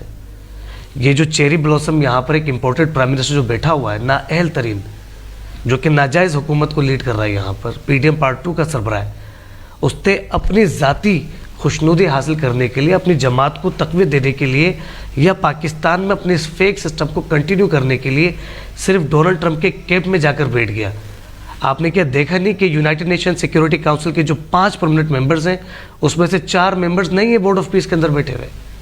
کیا آپ نے دیکھا ہماری آرگنائزیشن آف اسلامک کنٹریز جو ہے, جس کے اندر ہمارے 57 اسلامک کنٹریز کے ہیڈز وہاں پر بیٹھتے, کیا وہ لوگ وہاں پر بیٹھے ہوئے نہیں ہیں؟ تو یہ شہباز شریف جو مسلم امہ کی جو ایک پہچان ہے, جو ایک اس کا بھروسہ ہے, اعتماد, اس کا نام پاکستان ہے. آپ نے غیر ضروری طور پر بغیر کسی کے, اپنی قوم کے, اپنے ملک کے اسٹیک ہولڈرز کے اپروول کے بغیر آپ جا کے اس کیمپ میں بیٹھ گئے. جو فلسطینیوں کے دفاع کو یقینی بناتی جو جماعت جس کا نام حماس ہے, آپ اس کے خلاف وہاں پر بورڈ آف پیس کا حصہ بن گئے. اس پہ اس کو شرم آنی چاہیے, اس کو معذرت کرنی چاہیے, نہ صرف پاکستان کی قوم سے بلکہ ہمارے مقبوضہ فلسطین کے مظلوموں سے معافی مانگے. حماس کے ہم نے وہاں پر قوت بننا تھا, وہ حماس کو وہاں پر کمزور کرنے کا سبب بن رہے ہیں.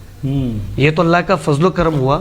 آج سے جو 2 دن پہلے board of peace per Donald Trump نے اپنے فین قلم میں جو ڈیسیجن لیا ہے, اس میں صرف 5 ممالک کی افواج, جس کی تعداد تقریباً 20,000 کے لگ بھگ ہوگی, جو حماس کے خلاف غزہ میں میدان میں اترے گی اور وہ ان کو ڈسارم کرے گی.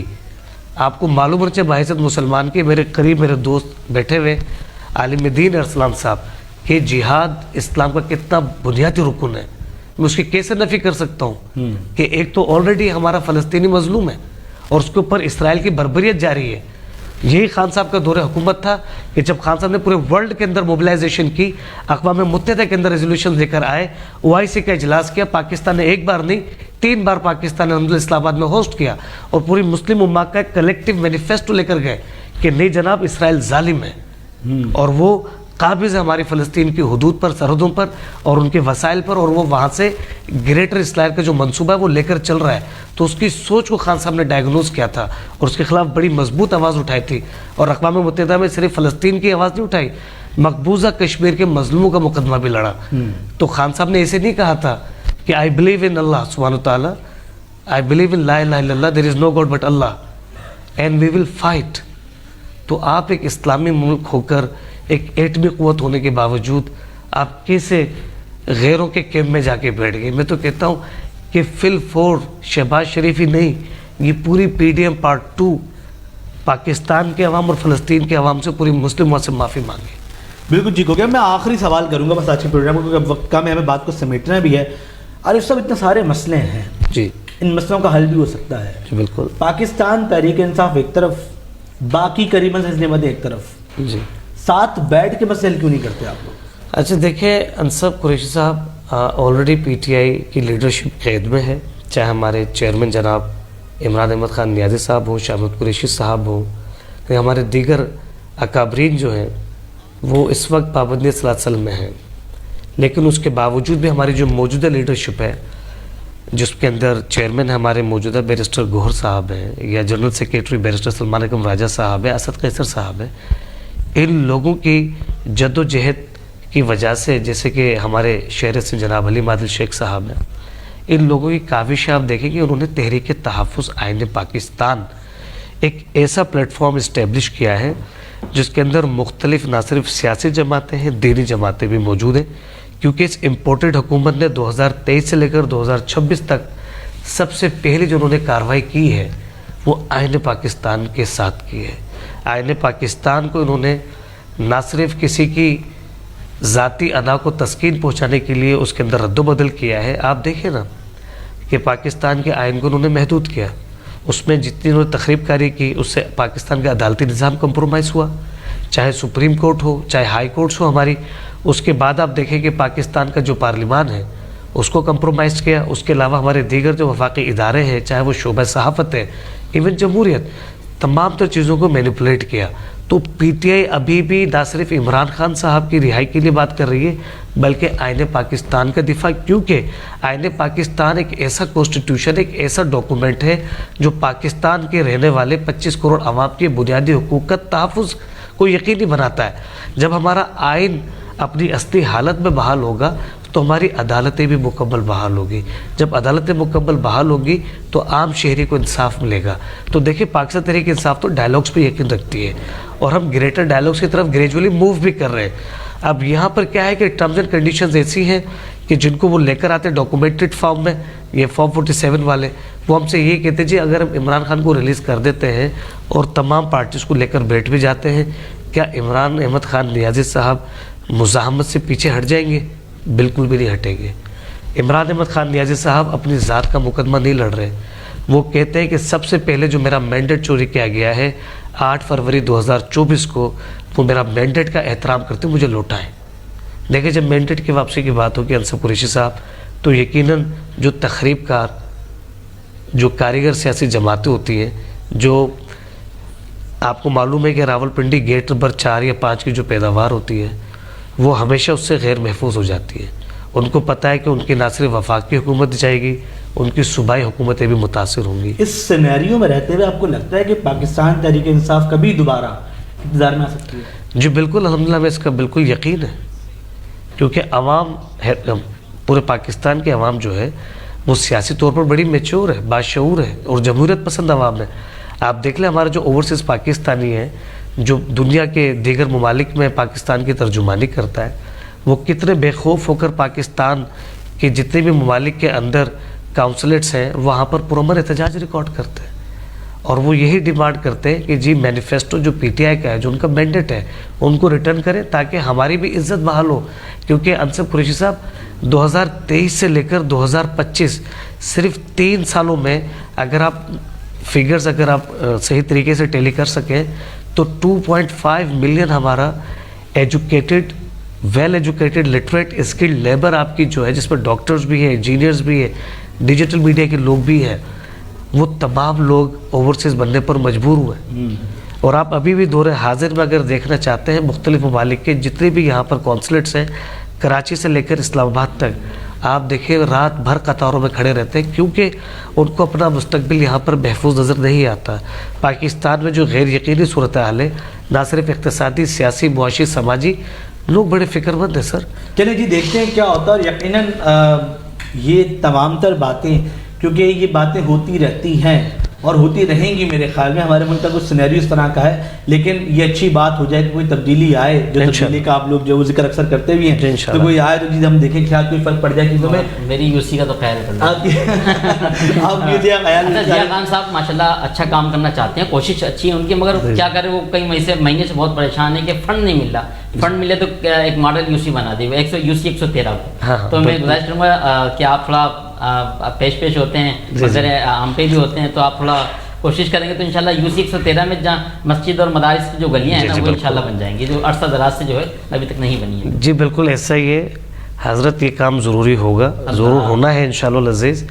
اور دیکھیں انہوں نے آپ سے کوئی جھوٹ تو بولا نہیں, جو حقیقت تھی آپ کے سامنے بیان کی ہے. کیونکہ ہم دیکھیں ہم نہ صرف مرکز بلکہ یوسی کی سطح پر بھی ہم تو دیکھیں وکٹم ہیں, ہم پھر بھی ہمارا جذبہ جواں ہے. جیسے بھی انصر قریشی صاحب نے کہا کہ جو تبدیلی کی امید ہے وہ انشاءاللہ حقیقت کا روپ اختیار کرے گی جب عوام باوقار ہوگی, خود مختار ہوگی اور ان کی خدمت سرعام ہوگی انشاءاللہ, اور پی ٹی آئی کے پرچم تلے عمران احمد خان نیازی صاحب کی قیادت میں ہوگی انشاءاللہ. جی بالکل. میں چاہوں گا ہم کلام کی جانب آگے بڑھیں, کچھ کہنا چاہتے ہیں؟ میں کلام کی طرف دو اشعار انشاءاللہ کلام کے لیتے ہیں, اور میں چاہوں گا کہ کوئی دنیا عطا میں نہیں ہمتا تیرا, اگر کوئی کلام آپ کے پاس موجود ہے تو ٹھیک ہے, نہیں کوئی اور کلام پڑھ کے آپ اپنی حاضر مکمل کریں, اگر کوشش کرنے کی اگر موجود ہے تو انشاءاللہ ضرور عطا فرمائیں. ماشاءاللہ محمد محسن اشرفی صاحب ہمارے درمیان سنخان مصطفیٰ صلی اللہ علیہ وسلم موجود ہیں. اللہ کریم ان کو مزید برکت ہے اور ترقی عطا فرمائے, اور دعا کرتے ہیں. شہر حیدرآباد میں ایک بہت پیاری محفل کا انعقاد ہوا تھا جہاں پر حاجی فاروق محمد صاحب کی جانب سے حضور غوث اعظم شیخ عبدالقادر جیلانی محبوب سبحانی کے دربار شریف کے سجادہ نشین تشریف لائے. دعا کرتے ہیں اللہ کریم اسی طرح کی محفلیں ہوتی رہیں, اور جو محفلیں سجانے والے ہیں حاجی فاروق محمد صاحب, اللہ کریم ان کے عمل میں, علم میں اور رزق میں مزید ترقی عطا فرمائے. آمین. صلی علی نبینا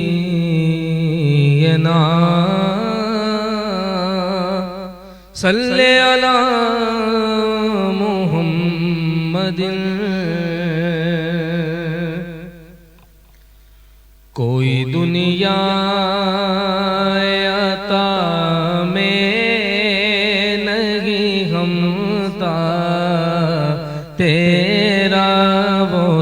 حاتم کو میسر یہ نظارہ تیرا، وہ جو حاتم کو میسر یہ نظارہ تیرا، کہ اٹھے دیکھ کے بخشش میں یہ رتبہ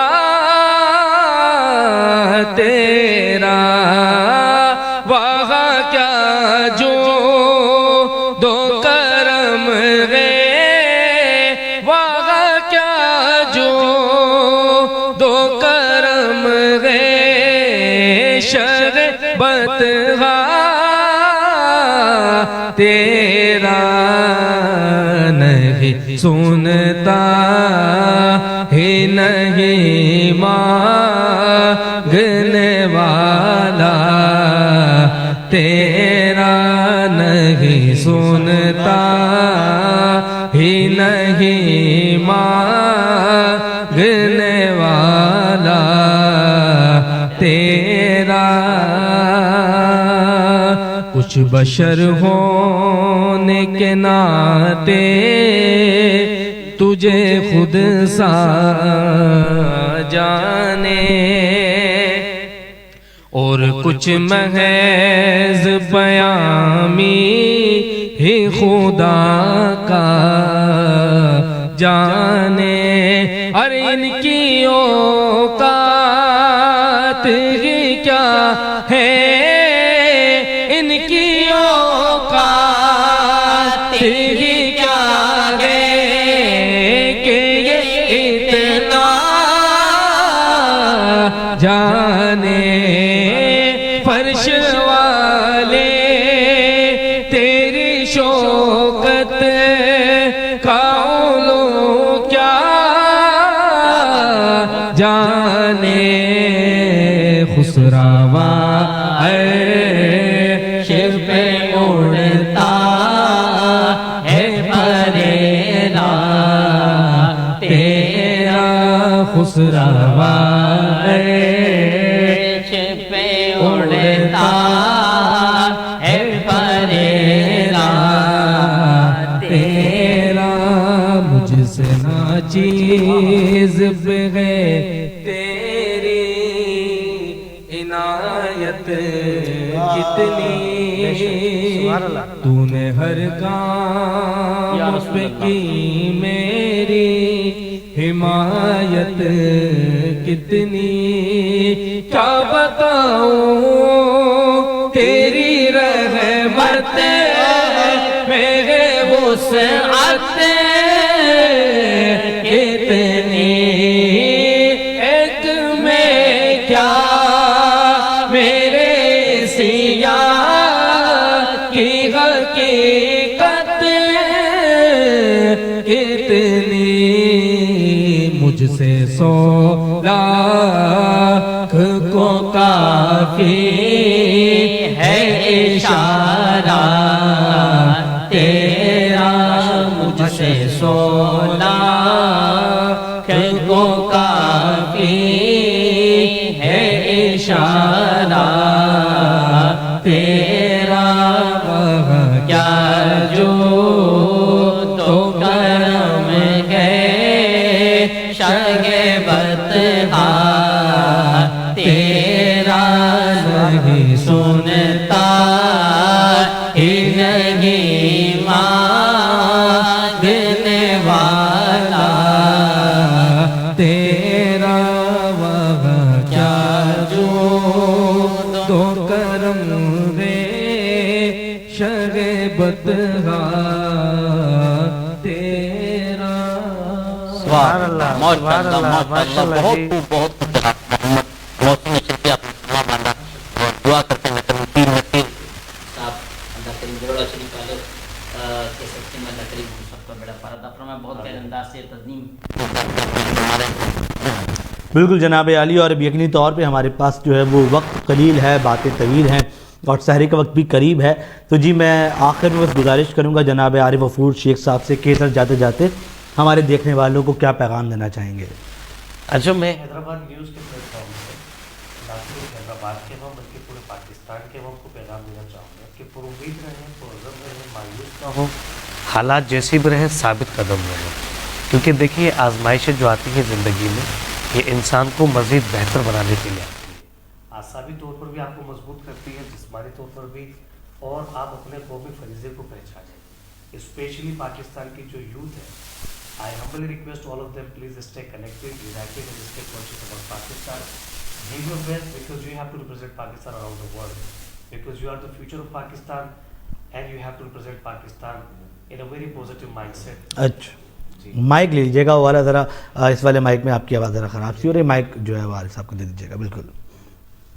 میں پاکستان کی نوجوان نسل سے یہ کہنا چاہوں گا کہ آپ لوگوں نے پاکستان کو پوری دنیا کے اندر ریپرزینٹ کرنا ہے، اور آپ مختلف اسکلز کے اندر خود کو امپروو کریں، specially in digital world, cyber security, artificial intelligence, ان تمام تر چیزوں میں، چاہے وہ بایو میڈیکل سائنس ہو، اس کے اندر اپنا بیسٹ دیجیے اور پاکستان کو پورے ورلڈ میں ریپرزینٹ کریں، چاہے وہ اسپورٹس کی دنیا ہو، ٹیکنالوجی کی دنیا ہو، ایجوکیشن کی دنیا ہو، تحقیق کی دنیا ہو.